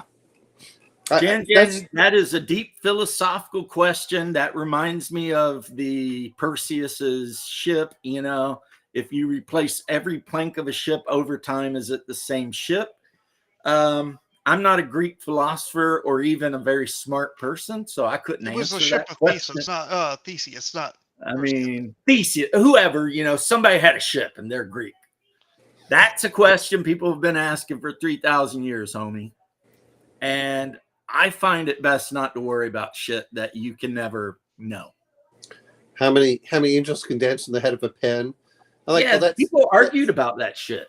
It's like when people want to argue about the Trinity, and it's like, bro, there's just some shit you are not going to understand. And there's no way that I can explain it to you. If you try to explain it, you'll probably run into a heresy with the explanation. Because if you try to say at all that any part of the Trinity is separate in any way, that's a heresy. So Leth, if we're going to talk about editions, let's go back to Vampire. How do you feel about RuneQuest and all of its editions? It's on what edition? Third is it on edition's now? The best. Which one? Third edition, Avalon Hill. Oh, okay. I don't know. I just it's.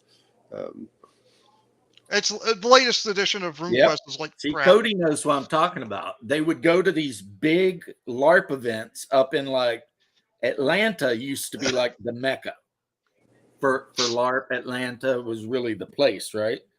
And they would go to these huge LARP events, and then certain people would either be photographed, and literally you've seen the photographs in the books of like the hot redhead in the dress all being vampy, That's a person. They took a picture of a person or the black art, the black and white art. Those are just people from LARP events, that they did their thing.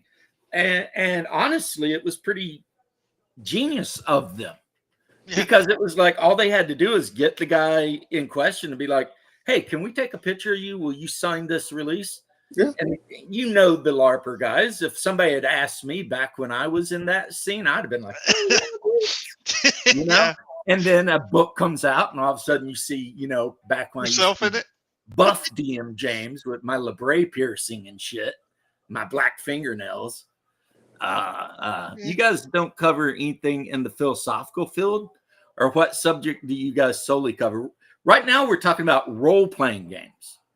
And by role-playing, I mean sitting around the table with your friends, drinking, for me, something non-sugar, and maybe eating some snacks and rolling some dice. Philosophical stuff. At times we get a little philosophical, but I'm going to tell you right now, I've grown to the thinking that now Aristotle is my favorite philosopher, but of the Greeks, I mean, obviously my favorite philosopher would probably be Saint John Chrysostom. But I was that guy. He was a Bruja. All black, freaking Doc Martens, leather jacket, the whole 9 yards. There was a Bruja. I had black hair. I had like a little goatee thing, and I had a big silver knob from my labret piercing. And I used to paint my nails black. I mean, I went all in. When I decided I was going to do the goth thing, I went 110%. But sometimes we get into religion and stuff like that. But honestly, I like talking about games better. You're a D&D geek when you have a favorite. Well, I mean, Aristotle was just the most pure of the Greek philosophers. He was a good guy. Two of my favorite people are, I'm not saying my favorite people, but two of my very favorite people are definitely from that region, because my number one non-Jesus most favorite non-religious character is Alexander the Great of Macedonia. I've read all about him. I've watched every movie about him, which even that crappy one with the Irish guy. I don't care. That guy was amazing. They call him the Great for a reason. Politics. Here's the problem with getting into politics, Jan,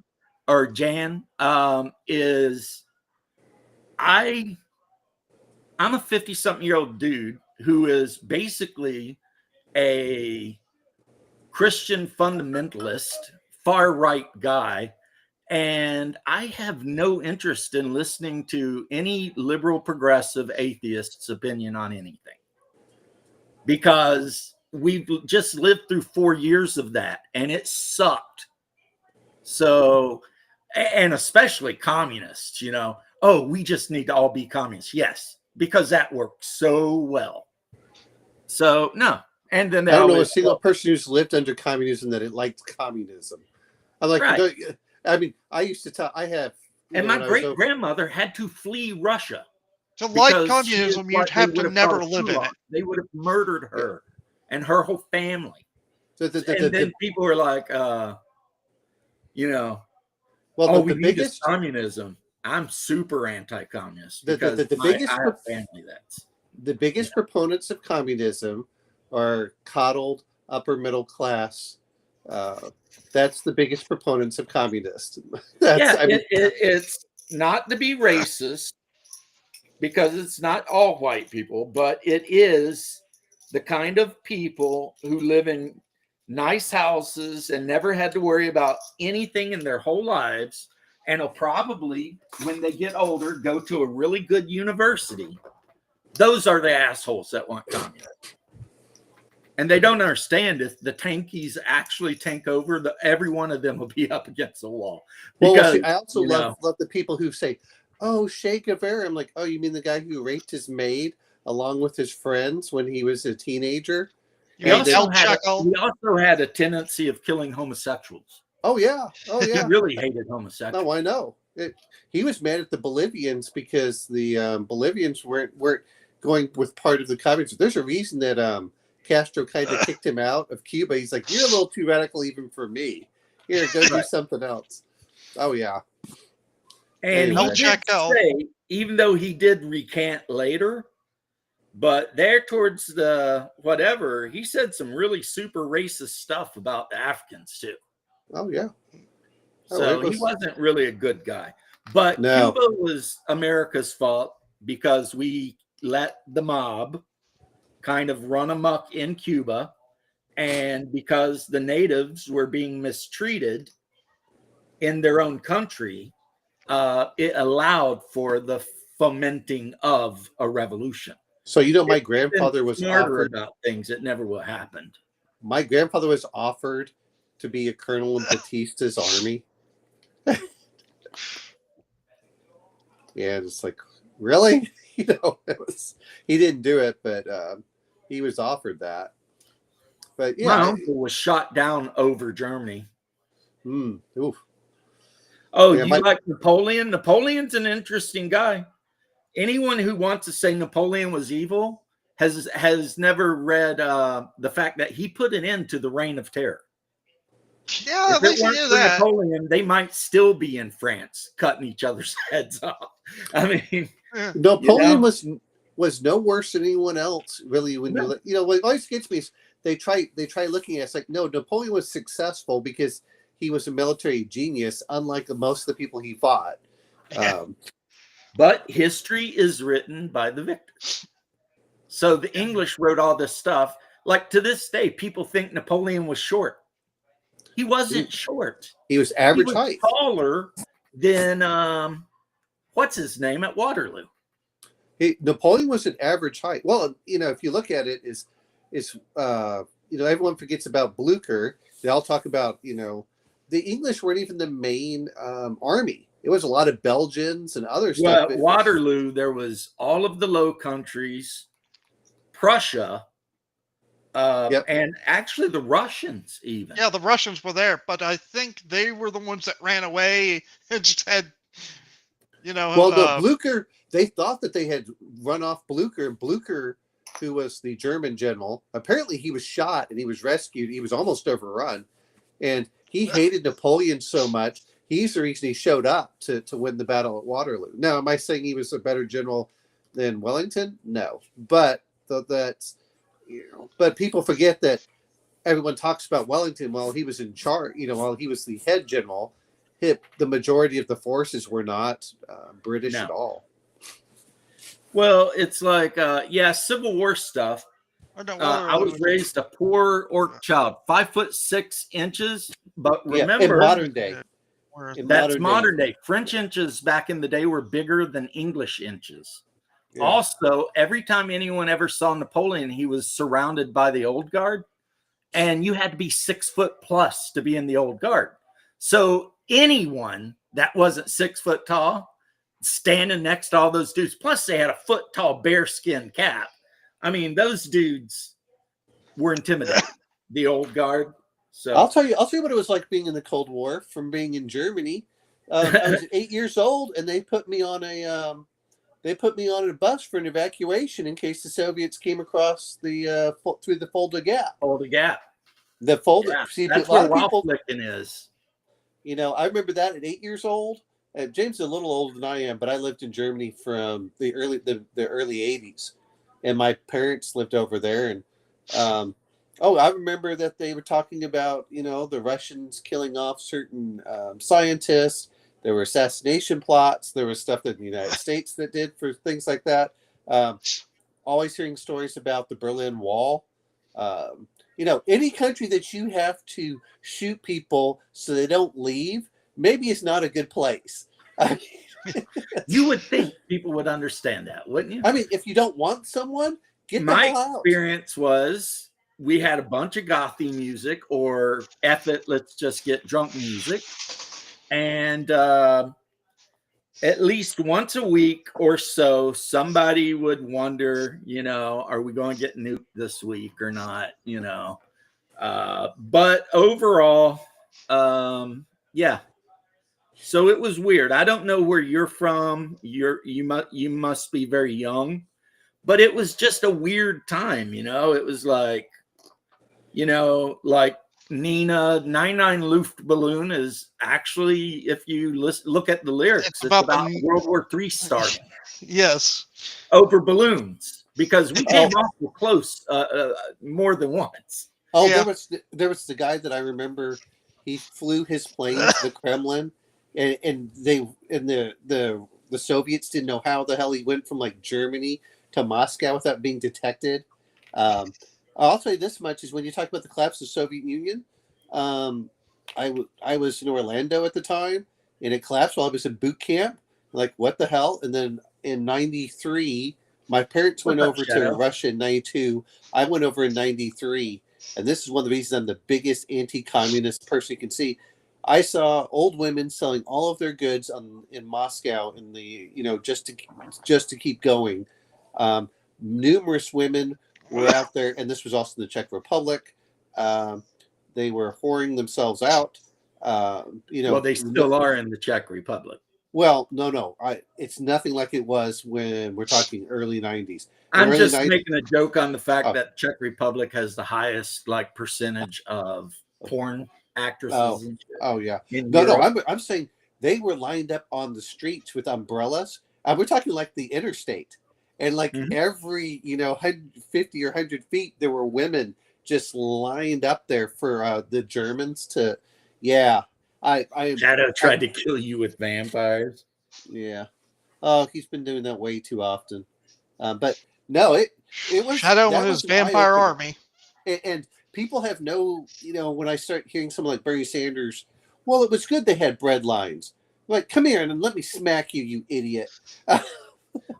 It's amazing that guy gets to hold a elected position in the United States, and he honeymooned in the Soviet Union. No kidding. Yeah. There was the... He is exactly the very kind of person that would have had my grandparents killed. My great-grandparents. Yeah, I talked to the Ukraine because they had the audacity of being successful in Russia and owning property and stuff, Yeah, if you had kulaks. Yeah, they were kulaks, and he would have had them killed. Huh? Oh, no. Here's the thing, and I have heard this, and I kind of agree with it. The people who like communism are ugly, not talented, mediocre human beings. Communism is, because the guy who created it was a devout Satanist, a religion based on envy. The idea that you can take another person's possessions against their will and split them out however you want. And it always ends up the same way. Everyone's starving and rooting around for a potato.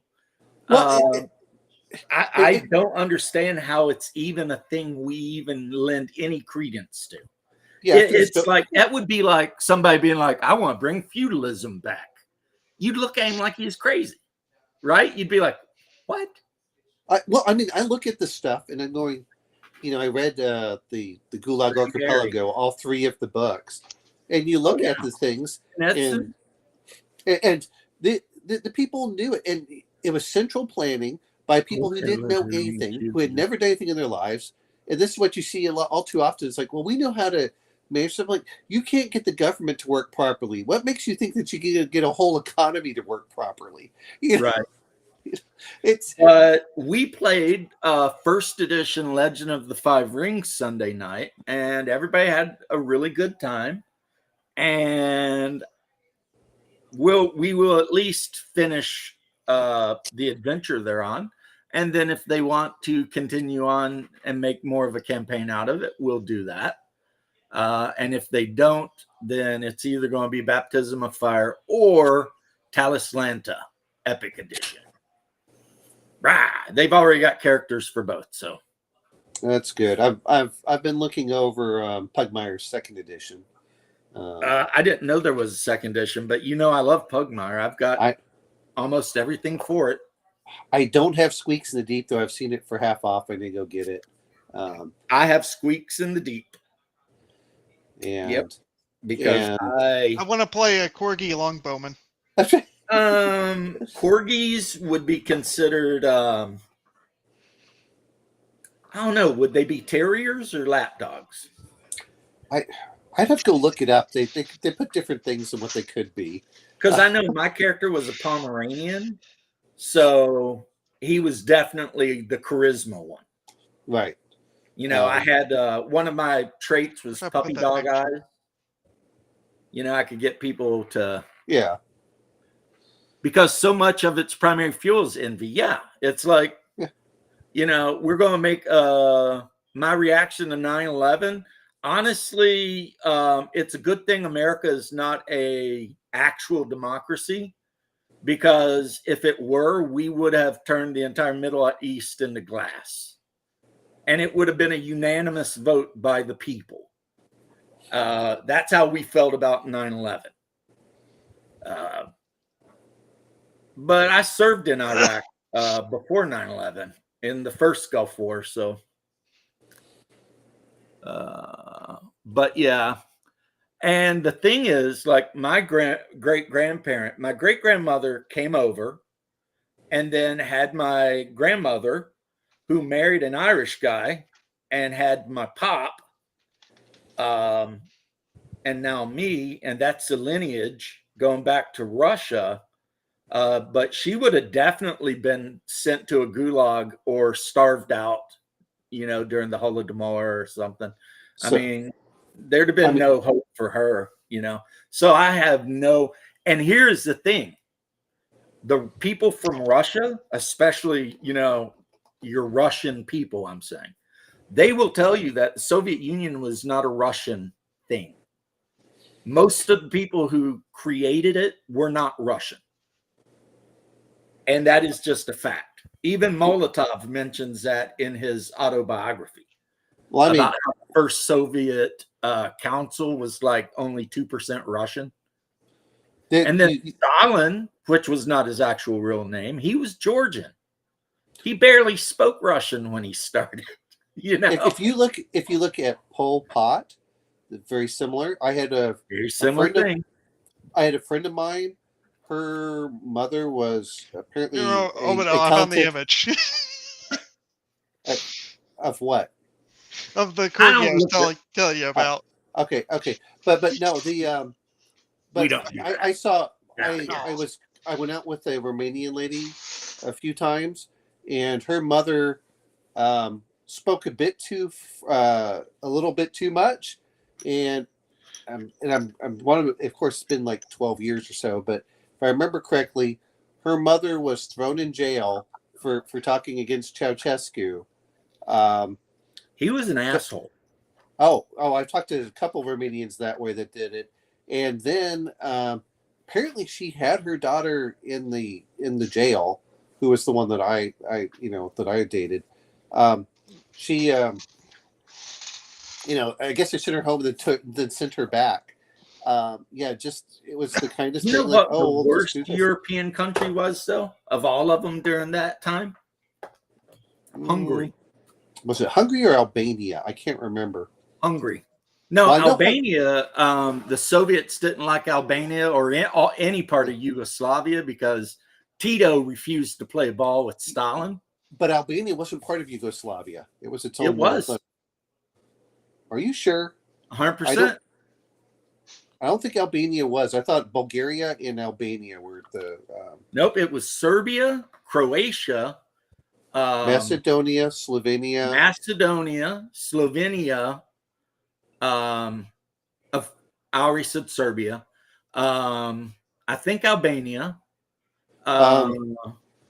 There was, and what happened is everyone Bosnia. In Yugoslavia hated each other anyway, but no one wanted to F with Tito because Tito was a hard ass, right? But he was also a nice guy in a way. It was like, if you obey the law and don't cause any problems, you can live a perfectly wonderful life. If you F up, you're done. So he kept everyone in line. But as soon as Tito died, all the countries started wanting to go their own way and stuff like that. And the Serbian majority was like, no. So they decided to try to drive across Croatia to force Slovenia to stay in Yugoslavia. And the Croats were like, nope, we're going to defend our border. Well, so And here's then what it happened. just got crazier from there. The Slovenians, if I remember correctly, were the first ones to break off. And they sent the Serbians back on a train, gagged and tied, and basically in their underwear. They did that, but the what big one happened was is when the Serb army tried to cross Croatia to get to Slovenia, the Serbs or the Croats fought them. they may have fought it, but I'm Serbs telling you hated the that the Croats start anyway. of it, start of it, because my father served in Bosnia. Well, he was in Croatia actually, but he went into Sarajevo, so it was Bosnia. But no, it was the Slovenians did it first because they were the ones right at the edge. They weren't in the middle, so they were the furthest part away from Serbia.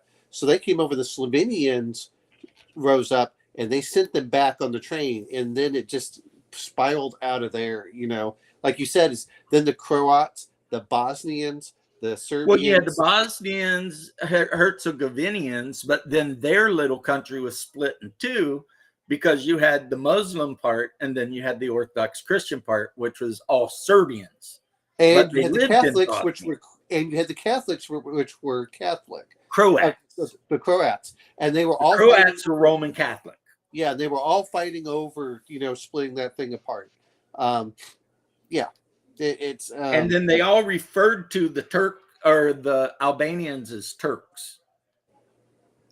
And then when I was in And for some reason, Hungary, if you look at art, they always draw Macedonians to look like apes.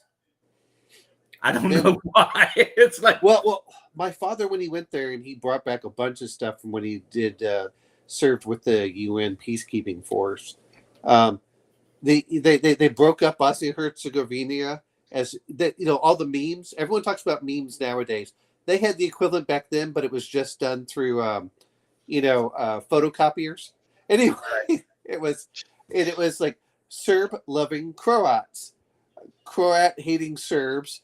It was just like all these little pockets in there, and really Europeans caused so much more.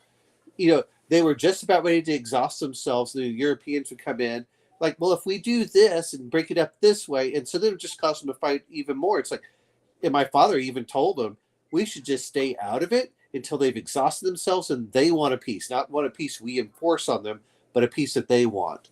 But Hungary, they had that big crackdown. Is they threw off the Soviets in the 50s? Was it 58 or so? And we said under Eisenhower we would go in, to protect them, and we sat there and did nothing. And same thing to the Czechs. I thought it was the Hungarians were the big ones for that. It could have been both of them. Yeah. But I know the Czechs had a uprising, and we had said we'd help them, and we didn't. Well, the Hungarians actually, it was like paralyzed And the for Soviet like Union several just days. went in and crushed them. It was several days. They overthrew them basically, and they sat there. And then when I went to visit Hungary, I could still see the bullet holes in several of the buildings from that uprising. Right. I'll be honest. My father, years ago, when I took my son out there, he's like, "Why don't you take him to Germany?" I said, "Because Germany's not Germany anymore, Dad. Hungary's still Hungary. The Hungarians have retained their ethnic culture, whereas a lot of the Western Europeans have just don't like their own culture." The Germans still feel so guilty over World War II that they're allowing themselves to be destroyed. Oh yeah. Well, but I mean, but Russian culture, since the actual fall of the Soviet Union and the rise of Vladimir Putin to power, Russian culture has resurged in a big way. Yep. Well, and like to the point that one of our foreign diplomats was even talking about how Russian Orthodox Christianity is an existential threat to the West. And it's like, why? We're just Christians. We believe in Jesus and trying. My mother is Greek Orthodox. Guess what? Is where she got married? My father, who was Roman Catholic, and the Orthodox Church because they're so close. They're like, if you can't go to one, go to the other. You know, They there are was very nothing- close. Hey, It was. it's yeah. getting late. You I'm gonna have gotta to get go. off here. I'll see All you. right, take care, left. Yeah. But yeah, I just, Yeah, they are very close. And like I tell some people, the actual full name of the Orthodox Church is the Apostolic, Holy, and Catholic Orthodox Church. You know, we just don't believe in popes or anything like that. We yeah. don't do any of Well, I don't know what it is, but the West for some reason has they're really excited about getting rid of Christianity, and it's just I saw it over in the Middle East. You know, Oh, so- I know the reason, but if I say it, people will think I'm a no-no German. Well, I mean, just But even the that's the current. reason. I grew up in the synagogue. I Yeah. know what gets said behind people's back when people think that everyone there is them. The hatred of a lot of the Jewish people that I went to synagogue with is what made me convert.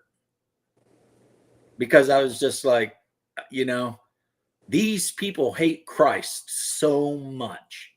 And I didn't understand it, but it made me convert because I was like, I can't be around this. But I mean, even the Pope currently, it's like you are more interested in protecting Muslims than you are about protecting. Yeah, I don't understand it. You remember how Jesus said in a parable that a house divided can't. Yeah. Okay. Well, in the world, you have good and you have evil. And all the evil people are going to side with each other. And all the good people hopefully will recognize and side with each other. And basically what I'm trying to say in no uncertain terms is Islam is evil. Allah is the Arabic word for God, but they don't worship God. They worship Baal, who was the main idol in the Kaaba before they threw out the other 99 idols or whatever. It's even in the Quran. If you read the Quran, it tells what's his name? He was one of the Quraysh or whatever, Muhammad's family, that he had to go to the Kaaba and he had to do this ritual with arrows in front of the altar of Baal to decide which one of his sons he would kill. Because he had said, if I have 10 sons, I will sacrifice one to the great God of the Kaaba. And now you look at the ancient Jews, they used to wrap the prayer boxes on their heads, right? The black cube is absolutely evil. And that's why modern day Judaism is actually way more about Talmudic and Kabbalistic than it is Torah. And I'll tell you what, I went to synagogue for 10 years and they almost never talk about the Tanakh because if they get into Isaiah and some of the prophets, then all of a sudden somebody might be like, but what does all this mean then? You know what I mean? Because there's so many of the prophets in the Tanakh, which is the rest of the Old Testament after the Pentateuch, that say Jesus is coming and this is what's going to happen. So the one I went to, which was very conservative, they were Torah strictly. And even my rabbi, he told me, stay away from Kabbalah and Talmudism. It's evil. It's witchcraft. So it's not like it's all of them. Some of them are like, no, that's crazy shit, right? And then Americans, we're so stupid. American Christians are always like, thinking Judaism's been around for like all these thousands of years. It's younger than Orthodox Christianity. Rabbinical Judaism came into existence around the 5th or 6th century, and Orthodox Judaism, as they call it, or Hasidism. Yeah, that's what 1700s in Poland. Oh, okay, yeah, I know they're really barely young. 400 years old. Are they even that old? I thought some of them were. I thought some of them was like 1700 or something. Anyways, yeah. And the only reason it exists is because they were super racist and they were really mad that so many Jewish people were intermarrying with the natives in Poland. So a bunch of these rabbis got together and they created this ultra ethnic centric religious thing, and that's what we call the Hasidic today. But yeah, I mean, does all this sound super like small mustache man stuff? But it's all a fact. Everything I've said is a fact. If anyone reads Solzhenitsyn or the guy who did Crime and Punishment, Fyodor Dostoevsky, yeah, they tell you everything about the Communist Revolution. They tell you how it happened, who did it. And Karl Marx was, I say again, a devoted Satanist. He even wrote a play that was called something, it was Emmanuel, but backwards. And it was all about Mephistopheles and the devil and all this kind of shit. That he was a horrible human being. That's another thing when somebody's like, I want to be a Marxist. It's like, do you know anything about Marx? Well, you know what gets me as bad is he never did anything. He lived in his basement. Like, if you want to talk about the ultimate, complaint about people, it's like he lived in the basement, wrote this stuff, and it was purely theoretical. He'd never done anything in his life. He hadn't worked. I mean, he was constantly borrowing money off of Engels. He didn't take care of his kids. He knocked his maid up, didn't take care of that kid. Wasn't known for his cleanliness. I mean, he was a horrible, horrible human being, like the worst kind of human being. And yet you've got these college kids going $100,000 into debt, claiming they want to follow him. And the first thing the Soviets tried to do when they took over Russia is start destroying cathedrals. Well, they went after, no. The first thing they did is, what did they take care of? They got rid of the Mensheviks. The Bolsheviks went after the Mensheviks. Well, they had to get rid of the counter-revolutionaries first. Yeah, but the Mensheviks were their allies until they got power. Right, and because after they won the revolution, they were supposed to have an election, and the Mensheviks won the election. So the Marxists basically got rid of them and seized control. Oh, yeah. Oh, that yeah. Was there was the Bolsheviks. Because the Mensheviks were more like democratic socialists. Yeah. I mean, not really my cup of tea, but definitely not Stalinists, Oh, yeah. Well, then they went after a lot of the churches because the churches had tons of gold and money. Well, I mean, they went after the churches because they hated Christianity. Well, they did, but they in really Orthodoxy, they call that period of time the time of the caves. Because if you were a Christian and you wanted to practice the religion, you had to go somewhere like a cave or the deep forest to do it. Because if the KGB found out, you'd be put in a gulag. Well, what I find really funny is in how terrified they were of the Colorado beetle. No, I want to say Kazakhs, but it's not the Kazakhs. It's the Chechnyans. They were so terrified of the Chechnyans, even when the Chechnyans were prisoners, because they just didn't care. It's like, all right, it's like, don't mess with the Chechnyan. That's their general rule. Like there's one of them. And then they had 2 wars and they crushed them. And just recently, a Chechen unit liberated a town in the Kursk salient. The Ukrainians are being just absolutely manhandled. Well, here's what gets me is the Chechnyans. That the Chechnyans did make up, but apparently it was a civil war in Chechnya. Yeah, and Putin's, they went up, but yeah, people forget mountain people. I don't care which is the Molinar? Anyway, the ones from the Greek, where they fought back against the Turks with old women, and it was old men and women that were out in the fields because the men were away fighting somewhere else. It's like the Gurkhas, anyone that comes from the mountains is just tough. It was, and people forget about that. What happened in Chechnya is what happens in many countries. A group of very fanatical Muslims rose up and decided they wanted to leave the Soviet Union and become an Islamic republic and live under Sharia law. And of course, the Soviet Union was like, no, how about we just destroy every building in your whole country? And that's what they did. But it was a bloody war because the Oh, yeah. Chechens did not just roll over. Oh no, the Russians got a really bloody nose initially, and then they had to reorganize, rearm, and then Oh come yeah, back. they upped their game and they just Oh. started, oh, it's a Chechen city. Let's not go in there. We'll just Grozny. destroy it. Oh yeah. Well, They well, did. and we did the same thing to Fallujah. Yeah. It was people. Even when I was over there, like if we start taking fire from a building, first off, the Bradley would start peppering the building, and somebody would get on the phone and get M1 up there. Put a 120 millimeter HE round through that hut and see how they feel about it. Well, they did the shotgun rounds that they used for the tanks for the 120 millimeter. It was Flechette rounds.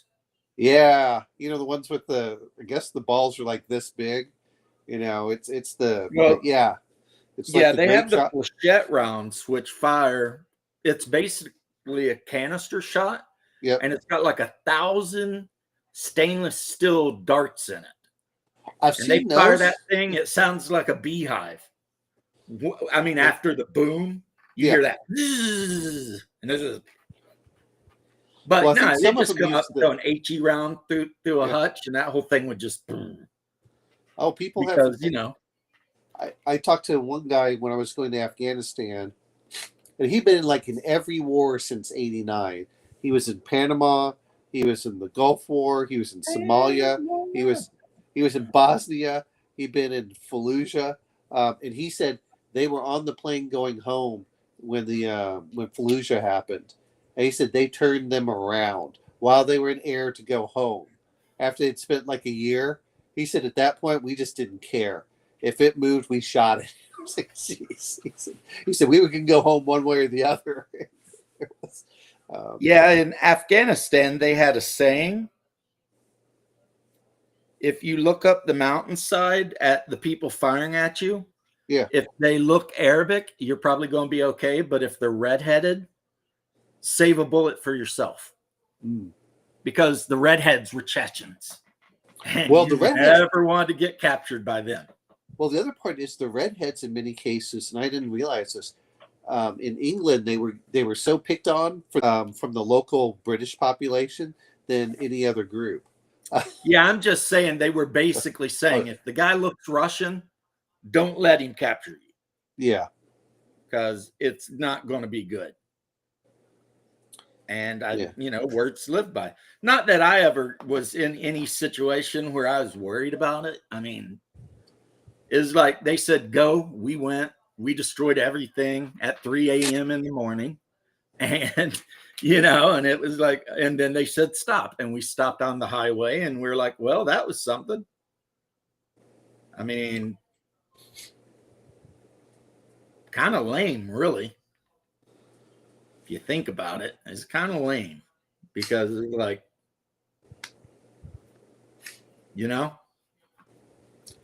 Oh, it's well after they built it up like it was going to be this great thing, and then after my 2 wars of experience, it's all a money racket. They don't want to win the war. The goal is to just keep it so they're constantly fighting, so they can just keep on funneling money to contractors and stuff like that. Right. Like Eisenhower's speech. Well, there are 2 parts to that speech, and people forget the second part. There was the military-industrial complex, but there's another one where he talks about the scientific managerial elite as well, and how government contracts will determine where science goes rather than people trying to actually find out what's real science. And he says you have to be careful of these as well.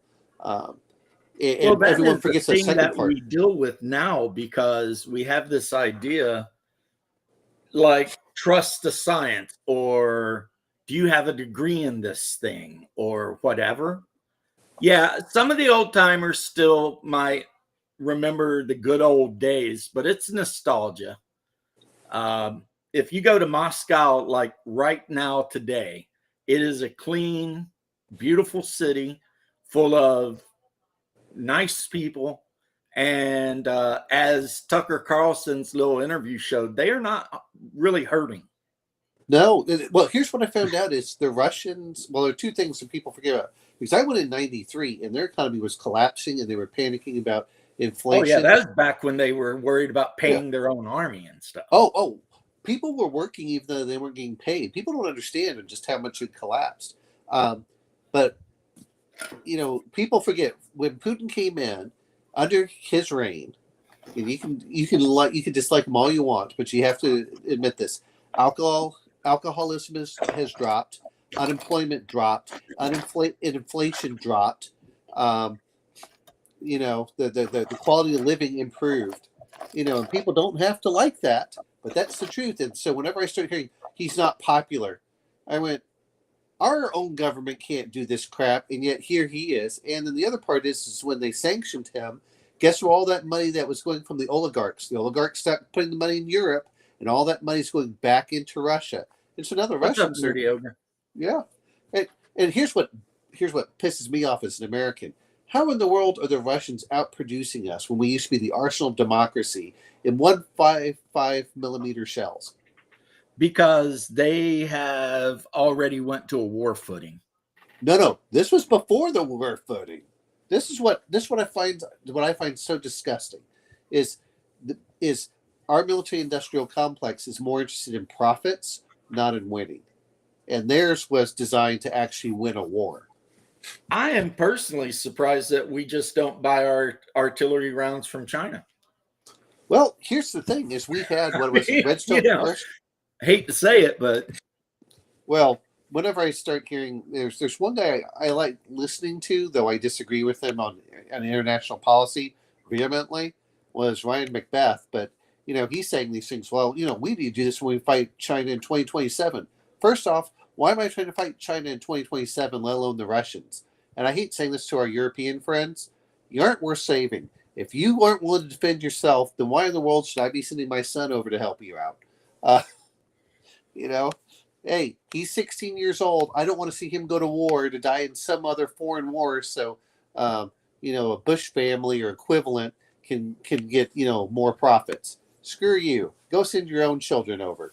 One thing I think is hilarious is that they keep talking about that mineral deal.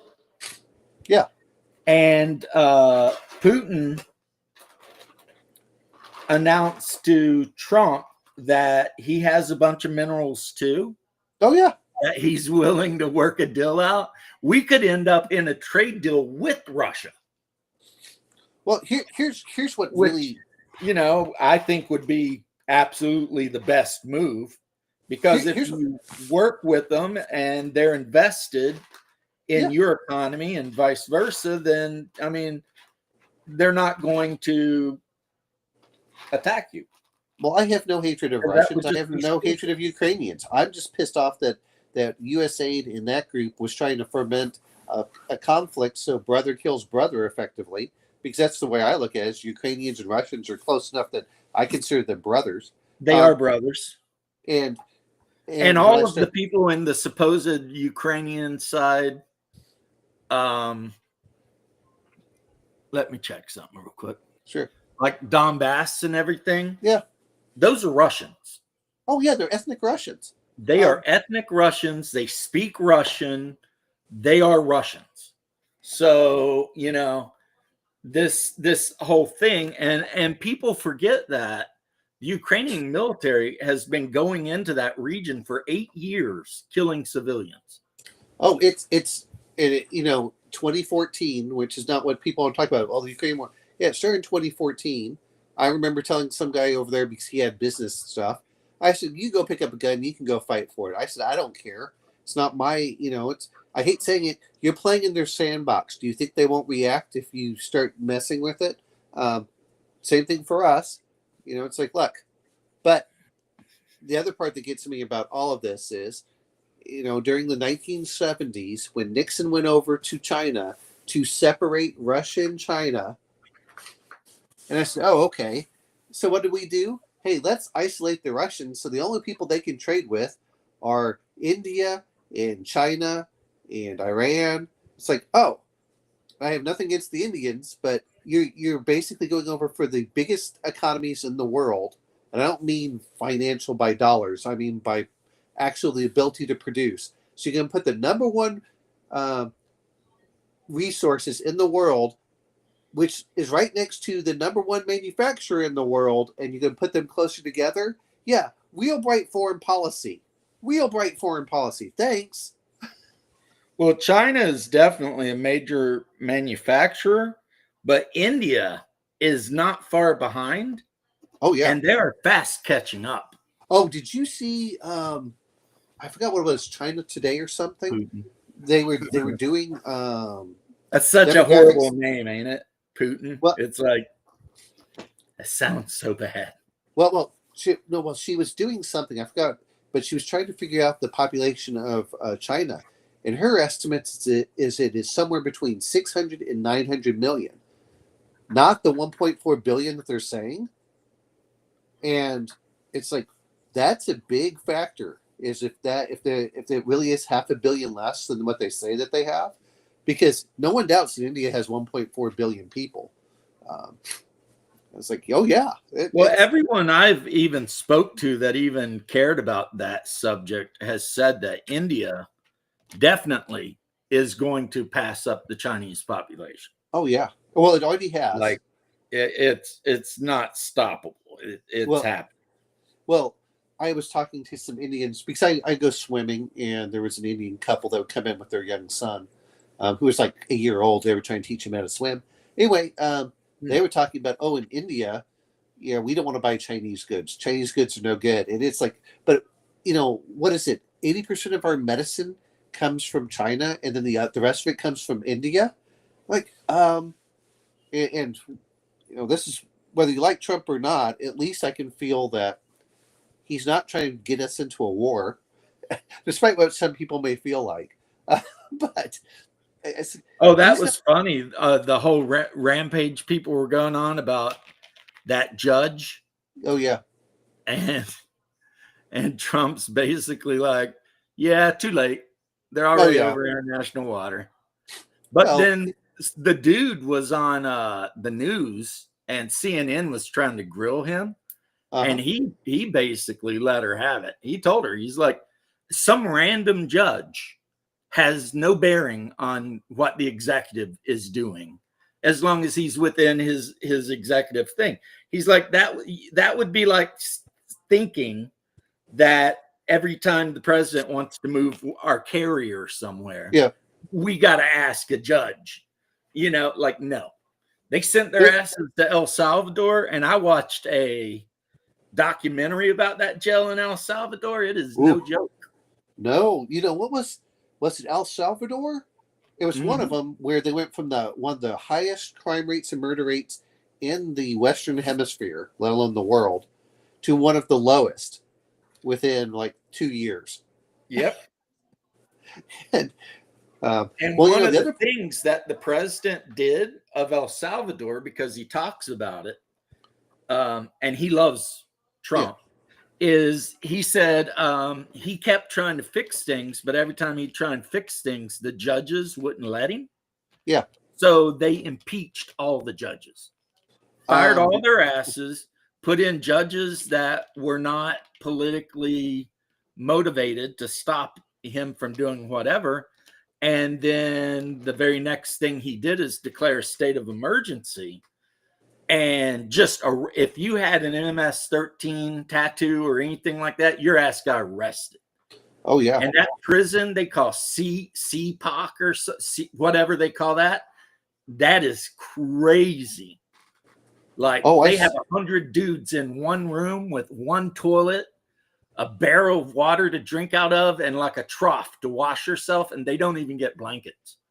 Oh, have you seen this is what gets me is they're all freaking out over the Doge, and I said, and yeah, okay, I don't like how they fired the people because we lost a lot of people at work from that. But at the end of the day, I said, if you want smaller government, you're going to have to accept there are going to be cuts. And I said, I knew several people that were retiring. But the other thing that gets me is they're like, you can't cut government. I said, really?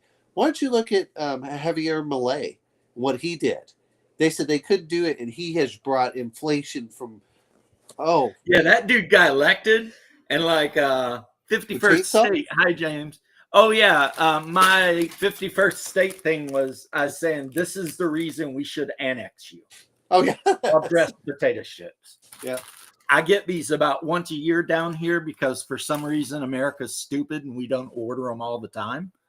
And so I'm always super stoked whenever my wife finds them at the grocery store. But I heard the Ruffles brand is better. But this is the only brand we ever get. So feel bad for me, my Canuckistan bro. This is the all dress that I can have. Isn't Ruffles own? Isn't Lay's own Ruffles also? I don't know who owns who. I just know, like I said, that about once a year, our local store starts carrying all dressed potato chips. And they'll have a whole rack full of potato chips, and there'll be like 4 total bags. And there's also other people around here who must like them, because there's been times we've showed up and the spot that says they should be in, ain't nothing there. And it's like, So someone from Canada who moved down to America saw those things hanging out on the shelf and was like, I'm buying those. And I'm like, damn it. Why do the Canadians get all the best potato chip flavors? That seems spicy dull pickle. Yeah, that bear dropped in to see what kind of shit I was talking about Canada. And when I showed him that, he said the same thing. He said, dude, I need to send you Canadian snacks. You wouldn't believe how much better they are. But we'll see. Maybe Bobby Kennedy will take care of that shit. He's already trying to make it illegal to put corn syrup in shit. Well, Well, you know what? I'm going to head off. Which, in most of Europe, it is. Oh, yeah. In Japan and stuff like that, you can't put hydrogenated whatever chemical shit in stuff. Even in Canada, Fruit Loops are flavored with blueberry juice. Yeah. For the colors? Weird stuff. Yeah, that's how they do their colors. They don't just like create shit in labs, feed it to the kids, and then wonder why kids are getting type 2 diabetes when they're 5. So James, I'm going to head off. I'm going to get my mother before she goes off to bed. So yeah, it's getting late. All right. Well, you head off, and I'll sit here and BS around for another 10 minutes, and then I'm probably going to go to bed. Okay. Have a good night. Hey, thanks for joining me, bro.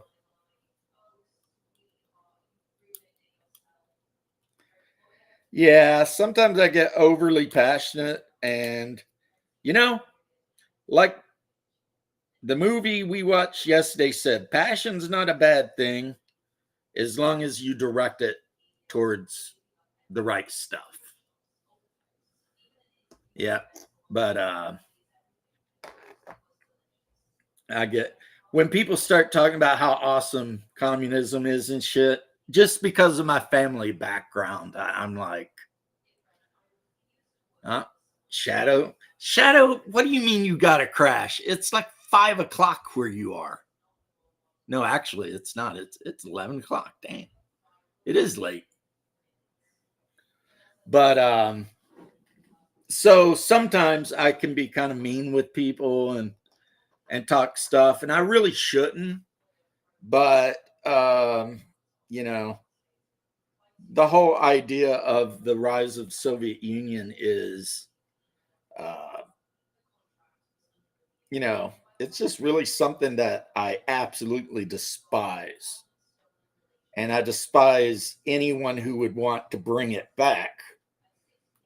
Like we already said, mostly these overeducated douchebags who've never suffered a hardship in their life, and they all think they're going to be a member of the Politburo. They don't understand that in reality, they're going to become fertilizer because they'll be viewed as counter-revolutionaries. Meanwhile, an average guy like me, as long as I keep my mouth shut, I'll probably be fine,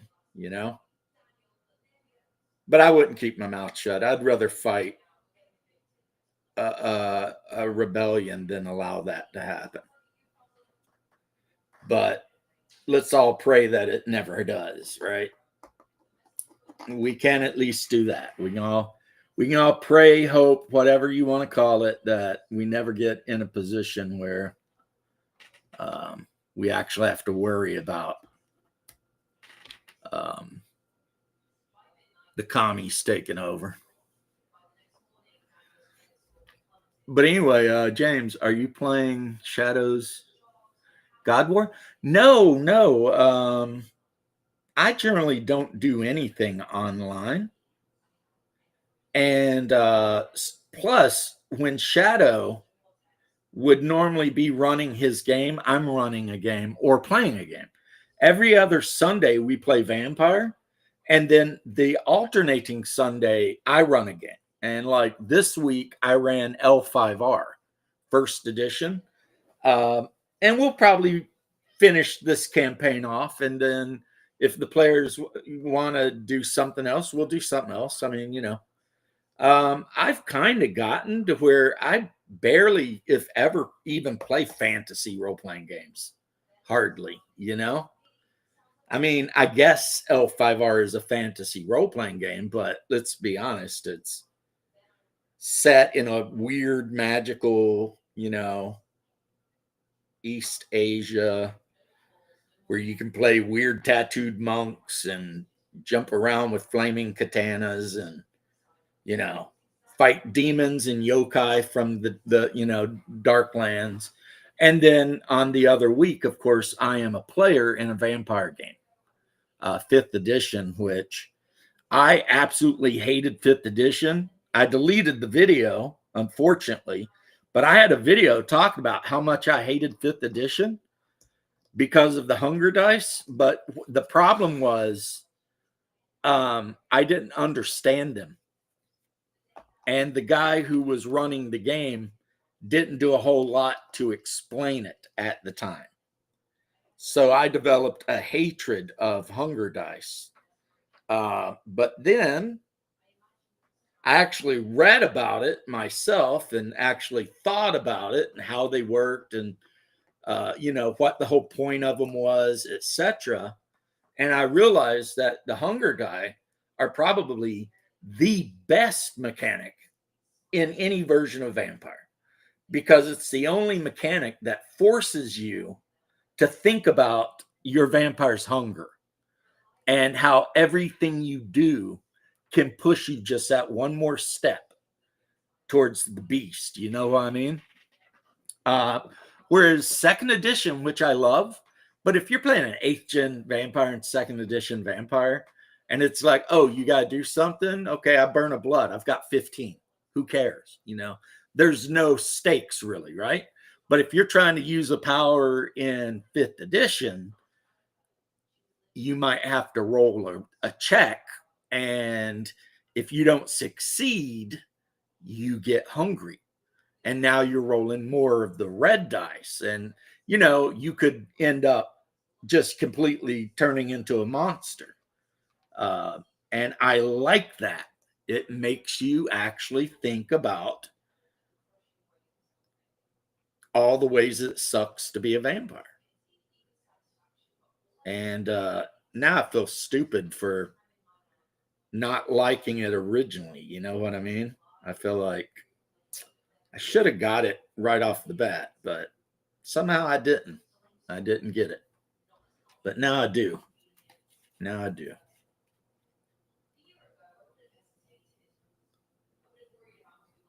I made a really good video for my channel earlier. Actually, it was yesterday. Man, it was such a great video.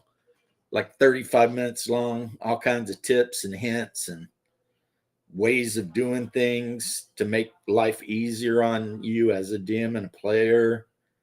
And then when I looked at the video, it turned out that I'd had a glitch on my computer and it turned my mic off. But I wasn't sure when it turned the mic off. All I know is at some point during that video, it turned the mic off. And I was just like, delete, deleted. I mean, that kind of sucks, wouldn't you agree? You're like trying to do a video and, put something out there that might be useful or cool for somebody, and your computer acts up and now you're freaking.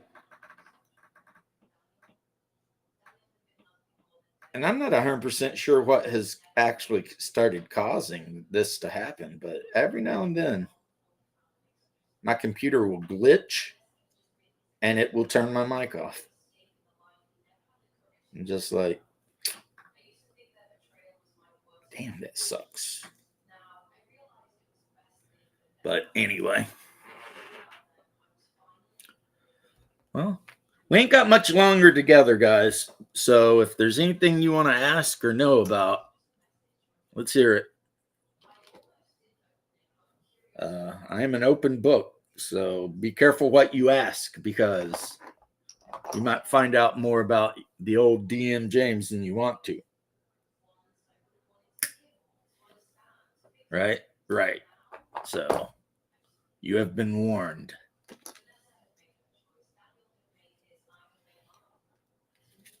But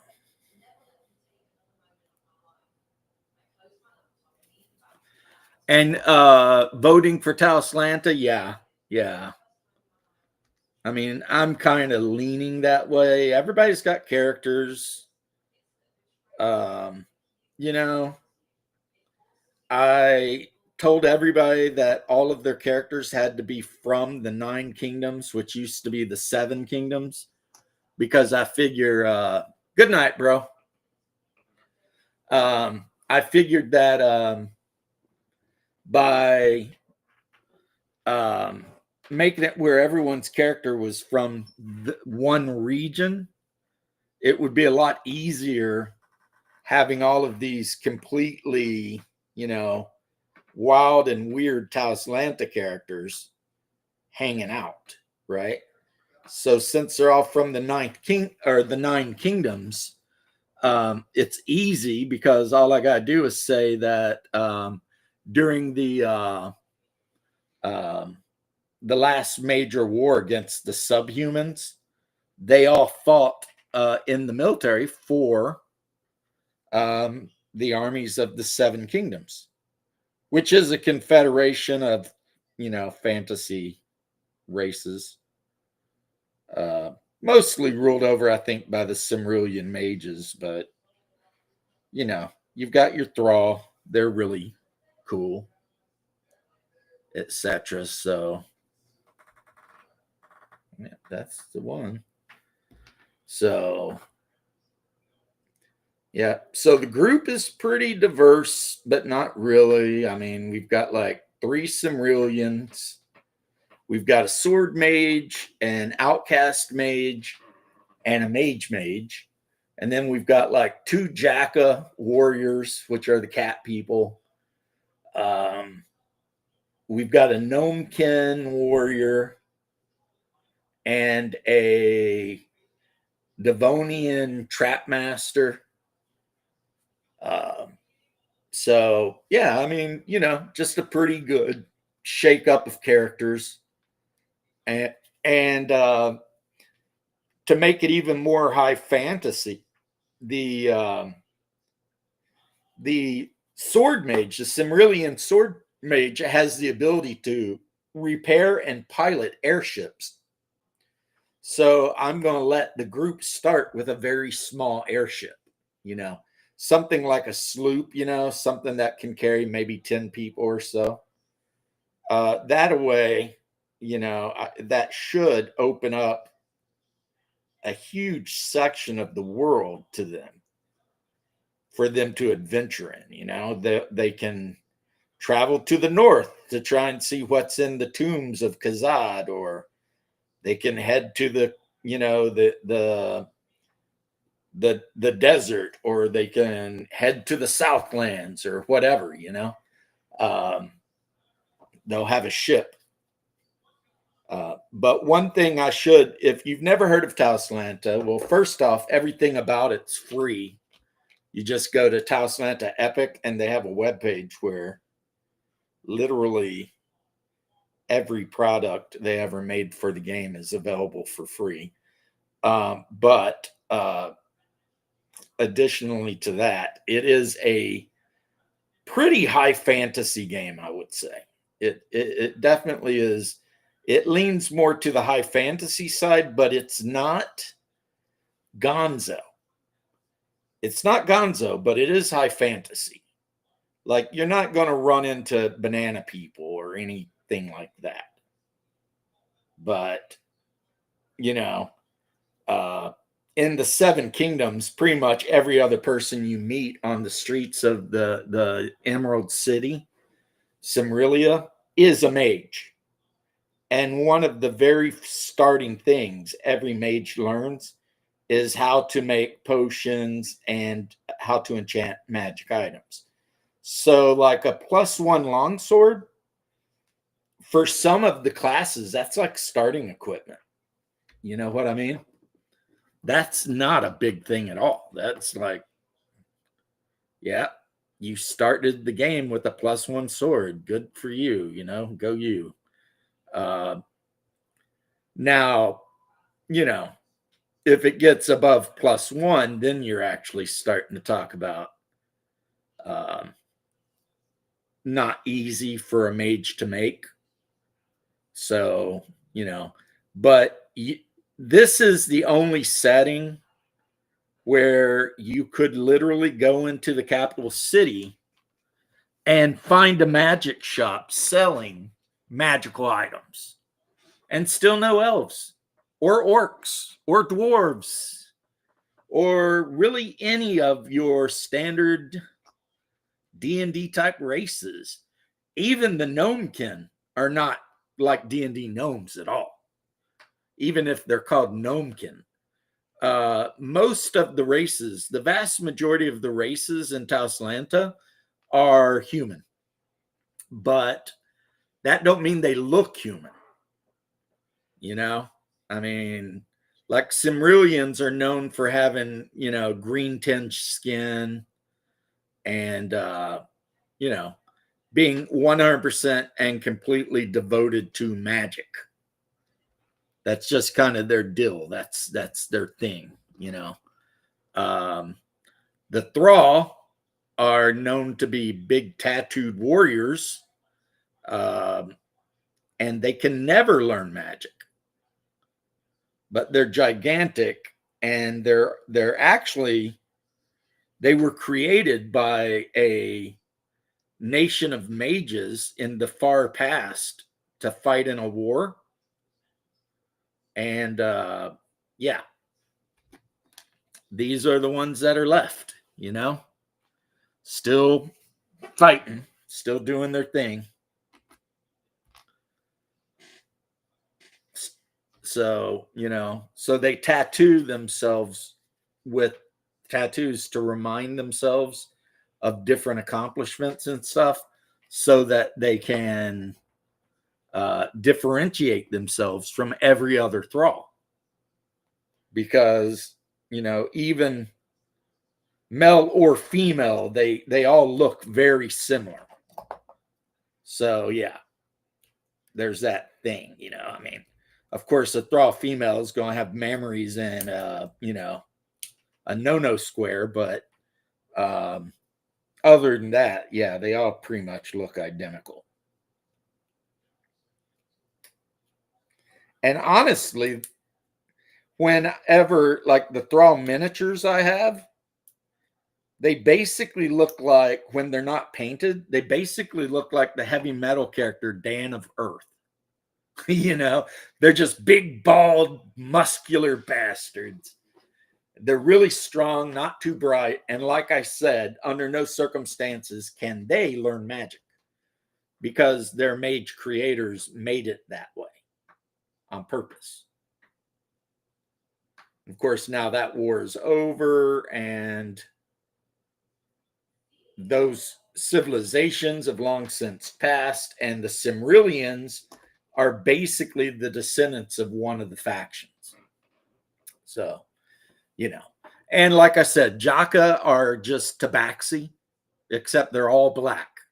But some of them will have white stripes on their body. And they're really good at being bounty hunters and monster hunters and trappers and explorers and things of that nature. That's kind of their gig. That's kind of the thing they like to do, you know. So yeah, we will see what they choose to do. I mean, will they go to the ancient, now long dead realm of Khazad and start raiding tombs? Will they become merchants and start trying to sell items using their little air sloop as a quick way to traverse goods across the land? And just because they're in an airship doesn't mean they're safe either, because other groups and peoples and things have airships that may not be super friendly with them. And on top of that, there's quite a few monsters in Tauslanta that can straight up fly. So, you know, it's not like you're in an airship so you can just relax and do whatever, you know, because that's just not the way this world is. But I kind of fell in love with this world back in the 80s and have played it off and on since then. 89, I think, or maybe 88. Whatever it was, it don't matter, you know. But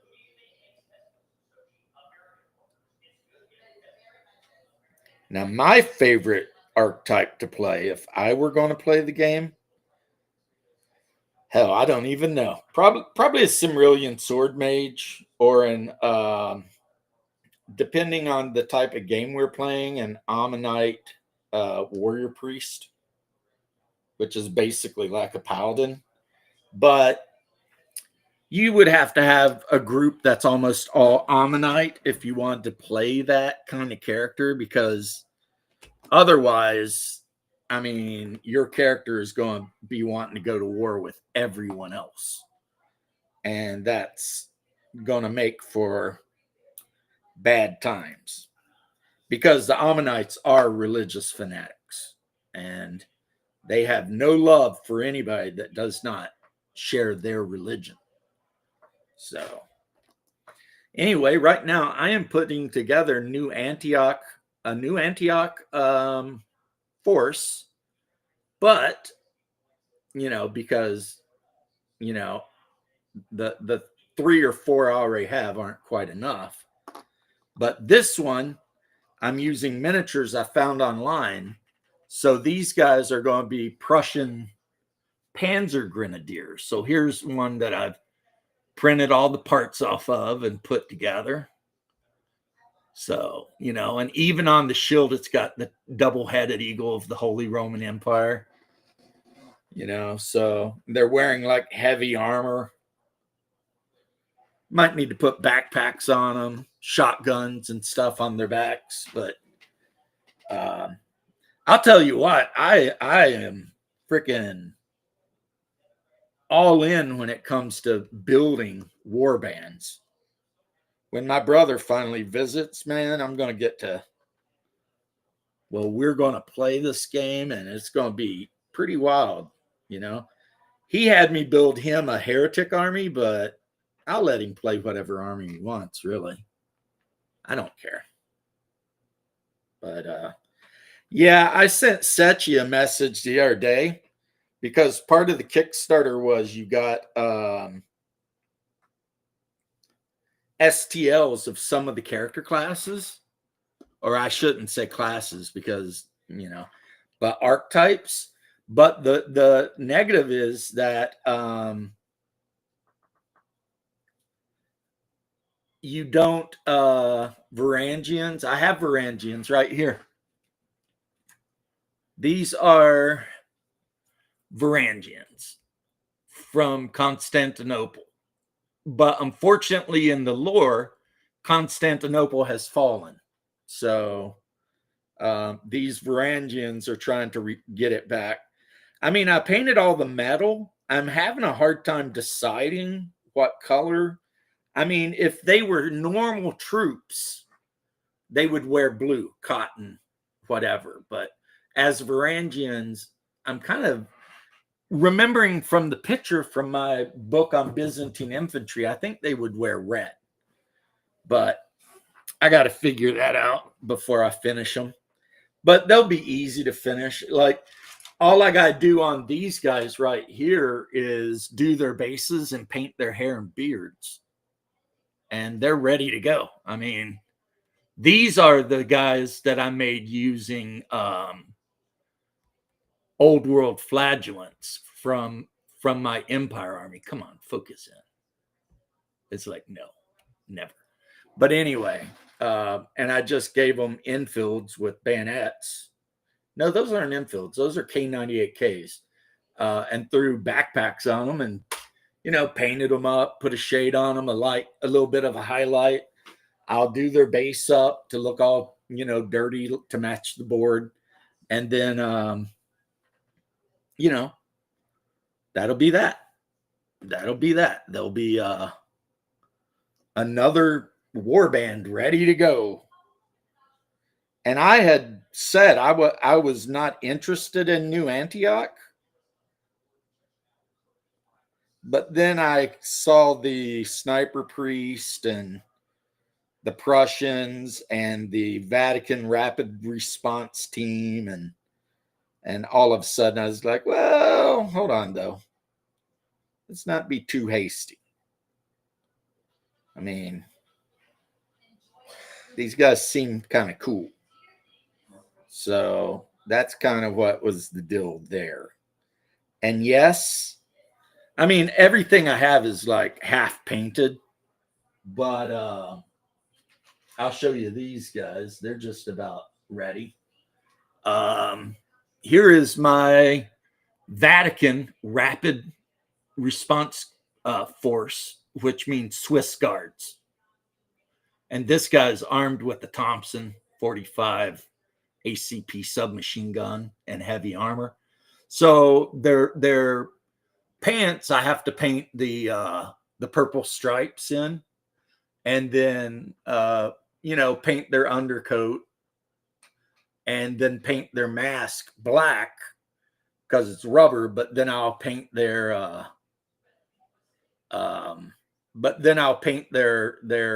the lenses blue or red, maybe red, just because it'll look scarier on the table.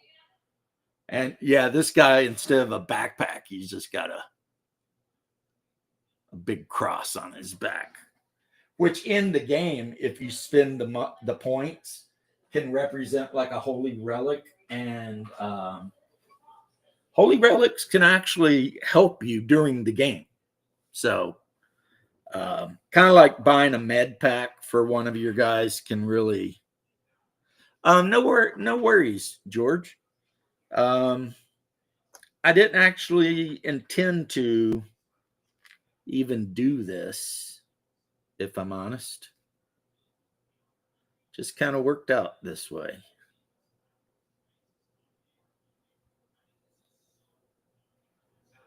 I still have some chores I need to do. I guess they'll have to wait till tomorrow, but because doing my work, sometimes when I turn lights on or open doors, I, you know, make a mess of it. So my wife has those Clorox scrubber things, and I need to go through the house, like through all the light switches and stuff, and use one of those cleanup things to get the gunk off of it, you know. But yeah. But like I said, we played L5R Sunday night, and it was mostly challenges, and then the characters got inducted into the service of the Jade Magistrate. And now they're out and about uh, troubleshooting for the Jade Magistrate, which is, I think, pretty cool. A pretty cool thing, you know? They're in the southernmost province of Scorpion Clan lands, and they've encountered an area of severe corruption. So I can't tell you guys what it's all about because some of my players watch some of my videos. So sorry, I'll have to tell you in like 3 weeks or so what happened. But yeah, they found it's a little bit almost Cthulhu like because they found like an old temple in the middle of the woods that's been long abandoned, and you know, so they're gonna have to figure out if they're facing Oni or yokai, or maybe just, you know, an evil Shugenja. I mean, that's a possibility, you know, like a necromancer or something. I mean, Shugenja in the game are basically a combination of priest and wizard. So if you follow the the dark paths of magic, yeah, you can learn spells to animate the dead and summon Oni and, you know, do horrible things, right? So we'll see if that's what's going on. Can't make any promises. And then when I get bored of playing Ark, which I don't know if that'll happen, but if and when it does, I'll load up Stalker 2, and then it'll be cheeky breaky of donkey. Heading back into the zone after 14 or 15 years. Won't that be something? But yeah. Stalker 2, Shadows of Chernobyl.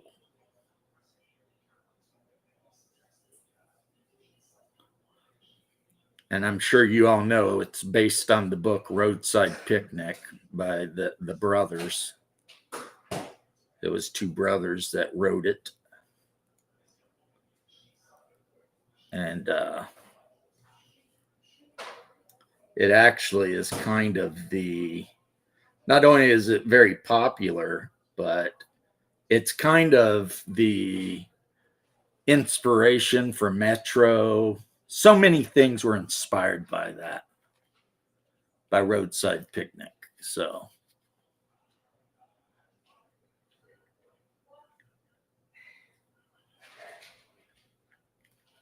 okay, here we go. Making a few riflemen to go with this team of Prussians. Even though I need to give a couple of them big ass two-handed great swords, because part of the Prussian thing is they have special two-handed great swords that they actually use to crack open enemy armor.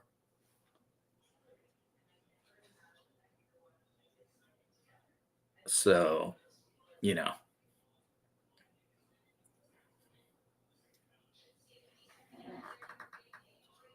Yeah, they definitely need backpacks. They don't look right without backpacks. I got some German backpacks I think I can put on them, which would make sense since they're Prussians. All right. Let's see. Can I? What it do? What it do? What it do? It looks like it sounds like my wife is watching music reaction channels, because I recognize that intro.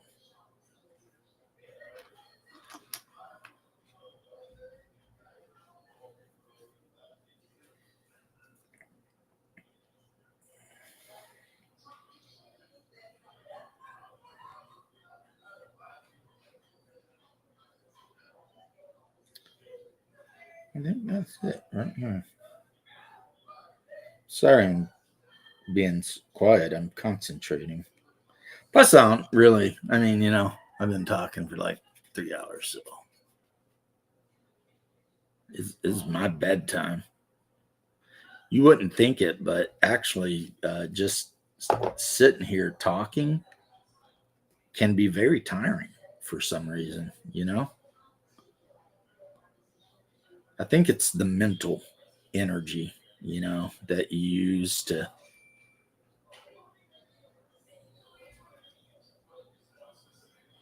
I mean, it's not like I'm being super entertaining. I'm not running around the room in my Ushanka, doing the Kazatsky or anything. Or as some of you would know it, the dance of brotherly love.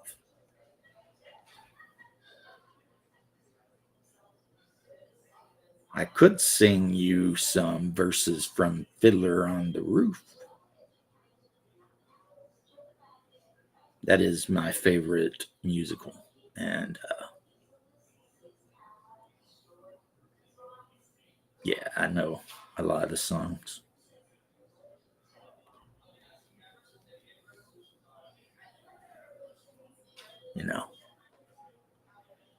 I got the beard for it, right? I could bust out a rendition of If I Were a Rich Man. If I were a rich man, every dum,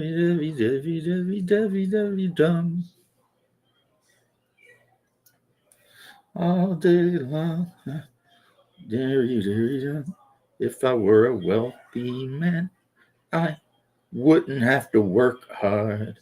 Every dum.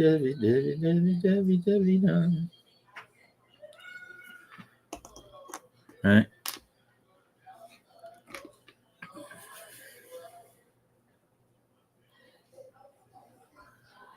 Tabbier.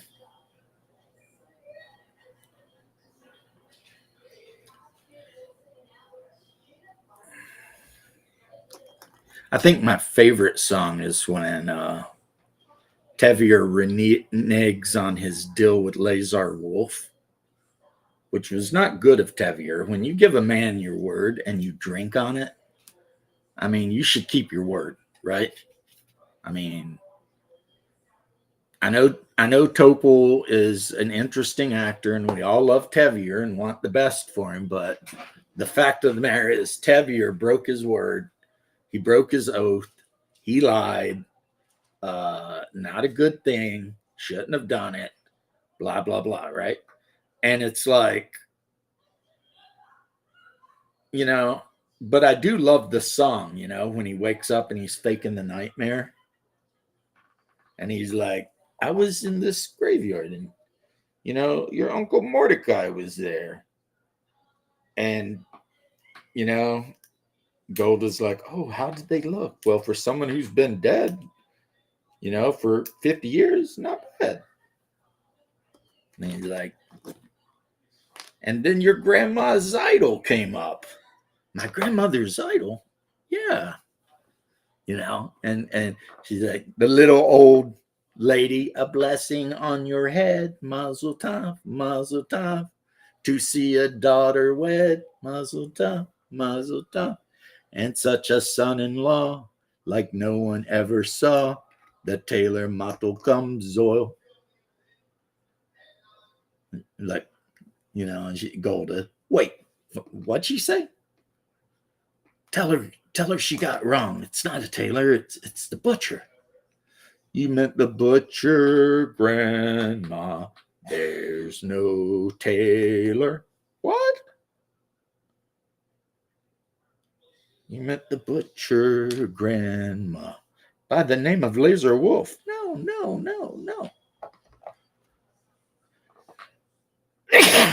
And then she's all like, my little Zaito, who you named for me, Mato's wife was made to be or whatever. Yeah. Well, there was more there that I skipped out, actually, because she talks model up a little bit, of pious family, Mazel tov, Mazel tov. Such a son-in-law like no one ever saw. The tailor Matokam Zoil.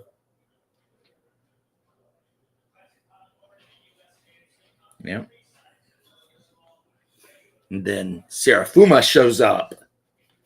Lazar Wolf's departed wife. And puts a curse on him. Well, Tevir lies. Because, like I said, Tevir, we all love Tevir, not trying to be mean to Tevir, but he spends most of that musical lying. It's like, you know? And then the other thing he did that I don't like because of, reasons is when the communist Perchik flees St. Petersburg after being involved in a riot and attempted communist uprising. Even though Perchik is an atheist, Tavir invites him into his home and makes an agreement with him that he'll feed him and everything in exchange for teaching his daughters stuff. And and I'm sitting here like, you idiot. That guy's a communist revolutionary. He's going to get you guys killed, hanging out with him. But Tevir didn't know any better, I guess. I guess you could say that. But still, it's lame. I was like, come on, Tevir. Get your shit together, man. Don't invite commies into your home. And then at the wedding, of course, there's a pogrom. And why was there a pogrom? Which they try to make it out like, oh, it's so sad there's a pogrom. But it's like, you guys are hiding a communist revolutionary in the village. Whether you know it or not, you're doing it. And, the actual legitimate government of Russia, the Tsar, probably not a big fan of the fact that you're doing that. Probably not a huge fan at all. So, I mean, you can be pissy all you want about the pogrom, but I hate to say, blaming the victim and all that, but I mean, at the same time, had they been good citizens and turned the communist over to the authorities immediately, then it wouldn't have been an issue. You see? There would have been no issue at all. It would have been easy peasy lemon squeezy. But nope. I mean, he gets caught in the end anyway, but still.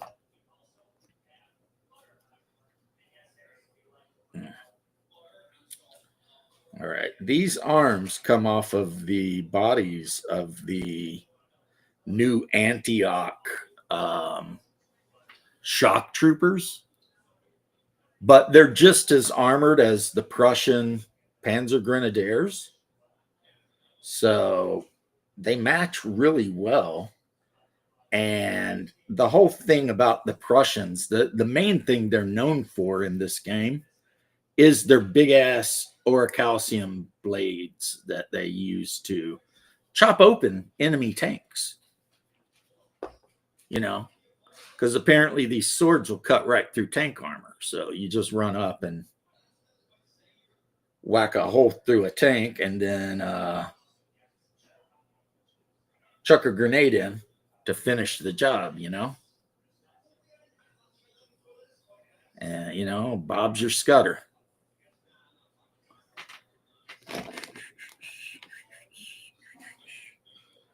A lot of these guys I'm making are armed with melee weapons.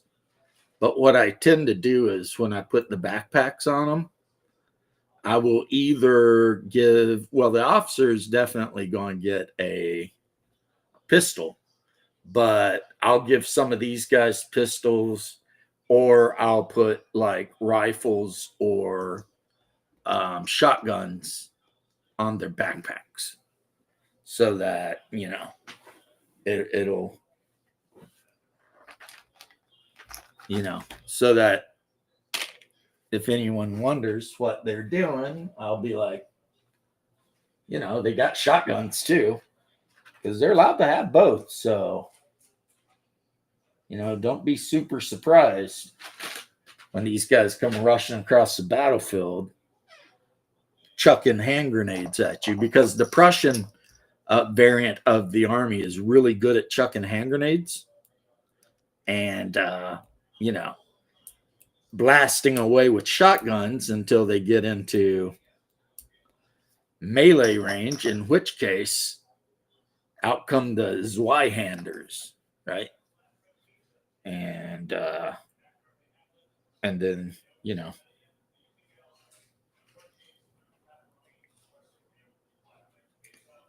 it is about time for me to go to bed. This is the last guy.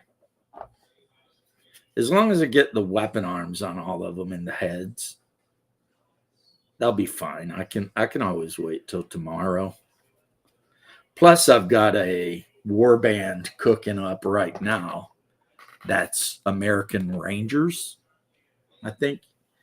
Now, for whatever reason in this game, they have decided, I guess, that the New World was not colonized. And I have decided they're full of shit that it was.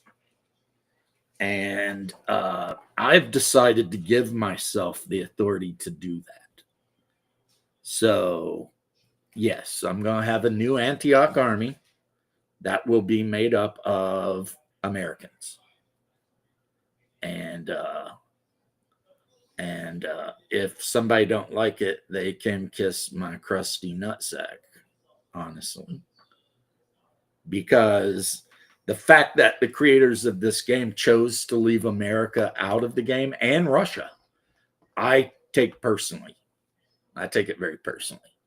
Because I feel like they did it on purpose. You know what I mean? They literally wanted to not showcase. Well, first off, they're probably warmongering liberals, so they can't ever, you know, show Russia, even Tsarist Russia, in a positive light because, you know, they want the war in Ukraine to go on forever so more people can die. But on top of that, since the people who are making the game, I believe, are Europeans, they pretty much just hate America. Despite the fact that, hey, who saved their ass in World War I? America. Who saved their ass in World War II? America. You know, actually, and it wasn't even our military contribution that saved it. It was the fact that we sent them billions of tons of boots and spam and tanks and everything, you know, equipment. That's what saved them, was the fact that, you know, our military industrial complex, our ability to just build shit, was so off the chart. I mean, there was a time where, like, for a British person, the only meat that you were probably ever going to eat for years was spam. That was just the way it was in Britain. And the same with the Russians. Like, almost every ration they ate and every pair of boots they wore was made in America.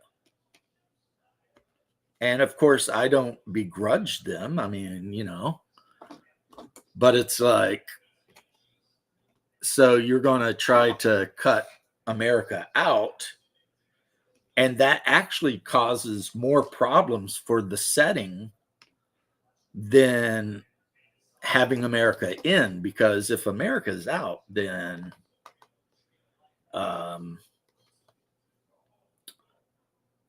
what the hell's going on in North and South America? You know, like, is the Aztec Empire still dominating South America? Because that wouldn't be a good thing. I mean, the followers of Tezquap, whatever, Hex, the god of flaying and stuff like that. I mean, I don't know if you actually would want to. It would basically mean the forces of hell have already secured the new world.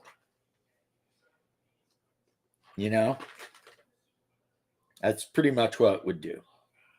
And like I said, it's a straight up insult to Canada, the United States, Mexico, all those countries. And I've had people try to argue with me, like on their Discord and shit, like, well, the war's been going on since 1099. So what makes you think that anyone would have the time to explore the new world? And I'm like, because during actual wars in actual history,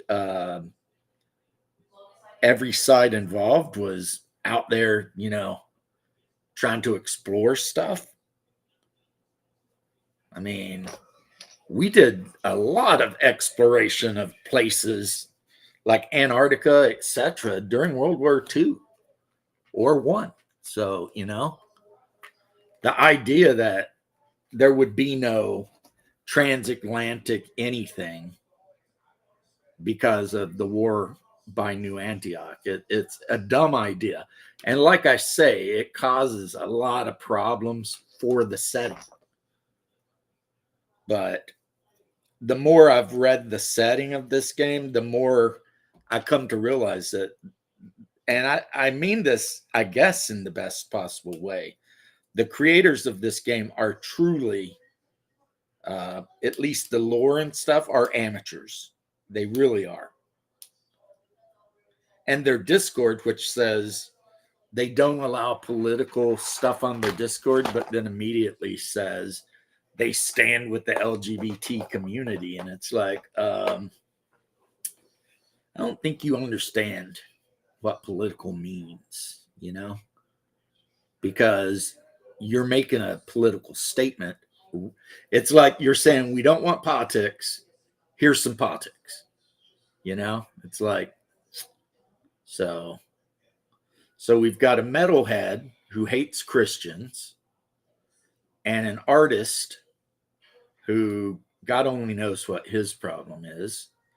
And who knows what the team they put together to do this game looks like.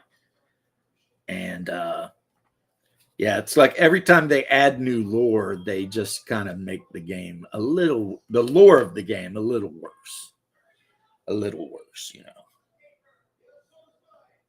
Like, Constantinople fell. Okay, but where's Russia? The Ukrainian, Ukrainian, or Polish-Lithuanian Commonwealth. It's like, really? You're going with that? That's what we're going with? That's around, but, I know I'm bitching a little bit, but this could be a whole rant because, again, a lot of it seems like it's choices that were made not for the good of the setting or logic or anything, just because the people involved have an axe to grind with,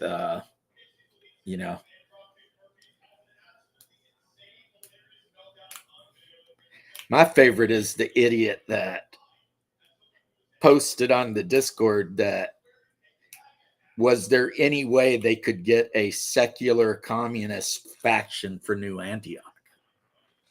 That's my favorite.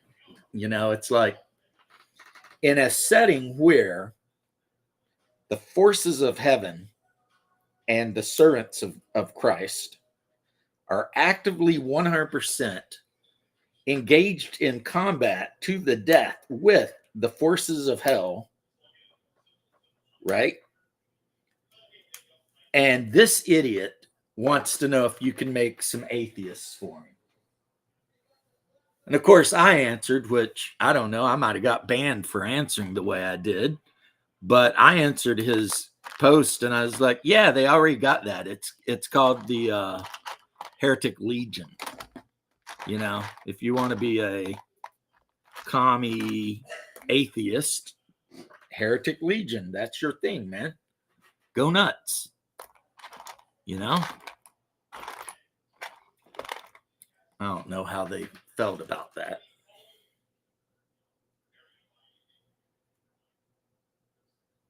I mean, but that's my opinion. I mean, can you imagine? I bet you the guy or gal that posted that request doesn't even play the game. That's the thing, though. That's like with D&D, with all the people complaining about every damn thing. I will bet you pretty much almost any amount of money that the people complaining about wanting all this weird shit don't play the game at all. They don't even play the game. They're just there to start problem, to start drama. You know, it's like the same idiots that are constantly wanting female space marines. Of course, Games Workshop bowed down to them because I don't know why. And it's like, yeah, I'll bet you the majority of the people who were asking for that don't play the game. And statistically, that's a fact. You know, they're internet painters. You know, they do paint the miniatures. I'll at least hand them that much. They paint the miniatures, but they don't play the game. They don't show up at their local game store and, you know, throw dice. The majority of them, there might be one or two who do, and they don't care about it. And, you know, my kind of worry, but not really, about this game is that the people making it will listen to the idiots making stupid requests like, can we please have atheists or whatever, and will actually try to give those people what they're asking for.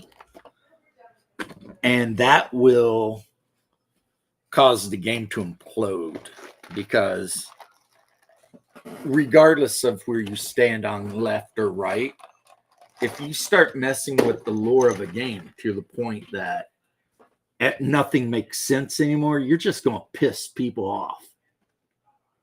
And there's so many great miniature games out right now that if you're a startup, you know what I mean?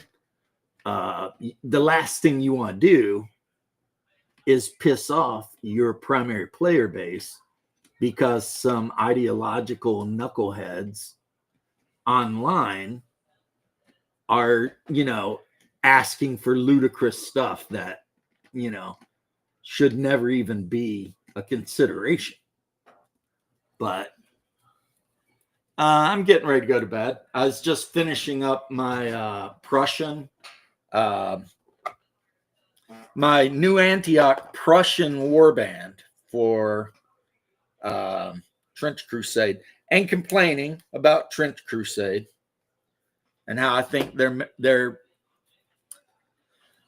so on the verge of either being awesome or allowing people who don't even play the game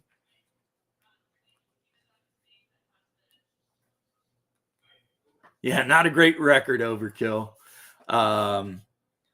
And that would make me sad, but I have on my 3D printer, I've got a Saturn 3 out there, and it's printing up a 10-man new Antioch squad, but they're American. So they have Garands and Tommy guns, and they look American. They even got, like, on one shoulder pad, they've got American rank, and on the other, they've got like a star, you know, so you can paint the armor green, but with a white star like America. And Hungar's going to put it in you. That guy. Yeah, that's my brother. because the creators of the game, for whatever genius reason, have decided that none of the new world powers exist, and they haven't mentioned Tsarist Russia, which absolutely existed in 1914. But they have mentioned Moravia, the Polish-Lithuanian Commonwealth, and it seems like they're not mentioning things for ideological reasons, right? And the fact that they're not mentioning the New World is actually so detrimental to the lore, because if the New World never got colonized and Christianized, then basically North America would probably, especially with demons showing up, be conquered by the Aztec Empire, and they'll be, eating each other and ripping hearts out to the demonic gods, and that's that whole region just gone. And I refuse to go along with that bullshit. Yeah, it's I don't know who he got to make it, how he got it made. I don't ask the man his secrets. It's definitely something. And I'm happy for him. That said, guys, it is bedtime. So I'm going to go and maybe get some sleep. We'll see. Peace and love to all of you, though. And thank you for listening to my rants while I was building my army. And I will catch you later.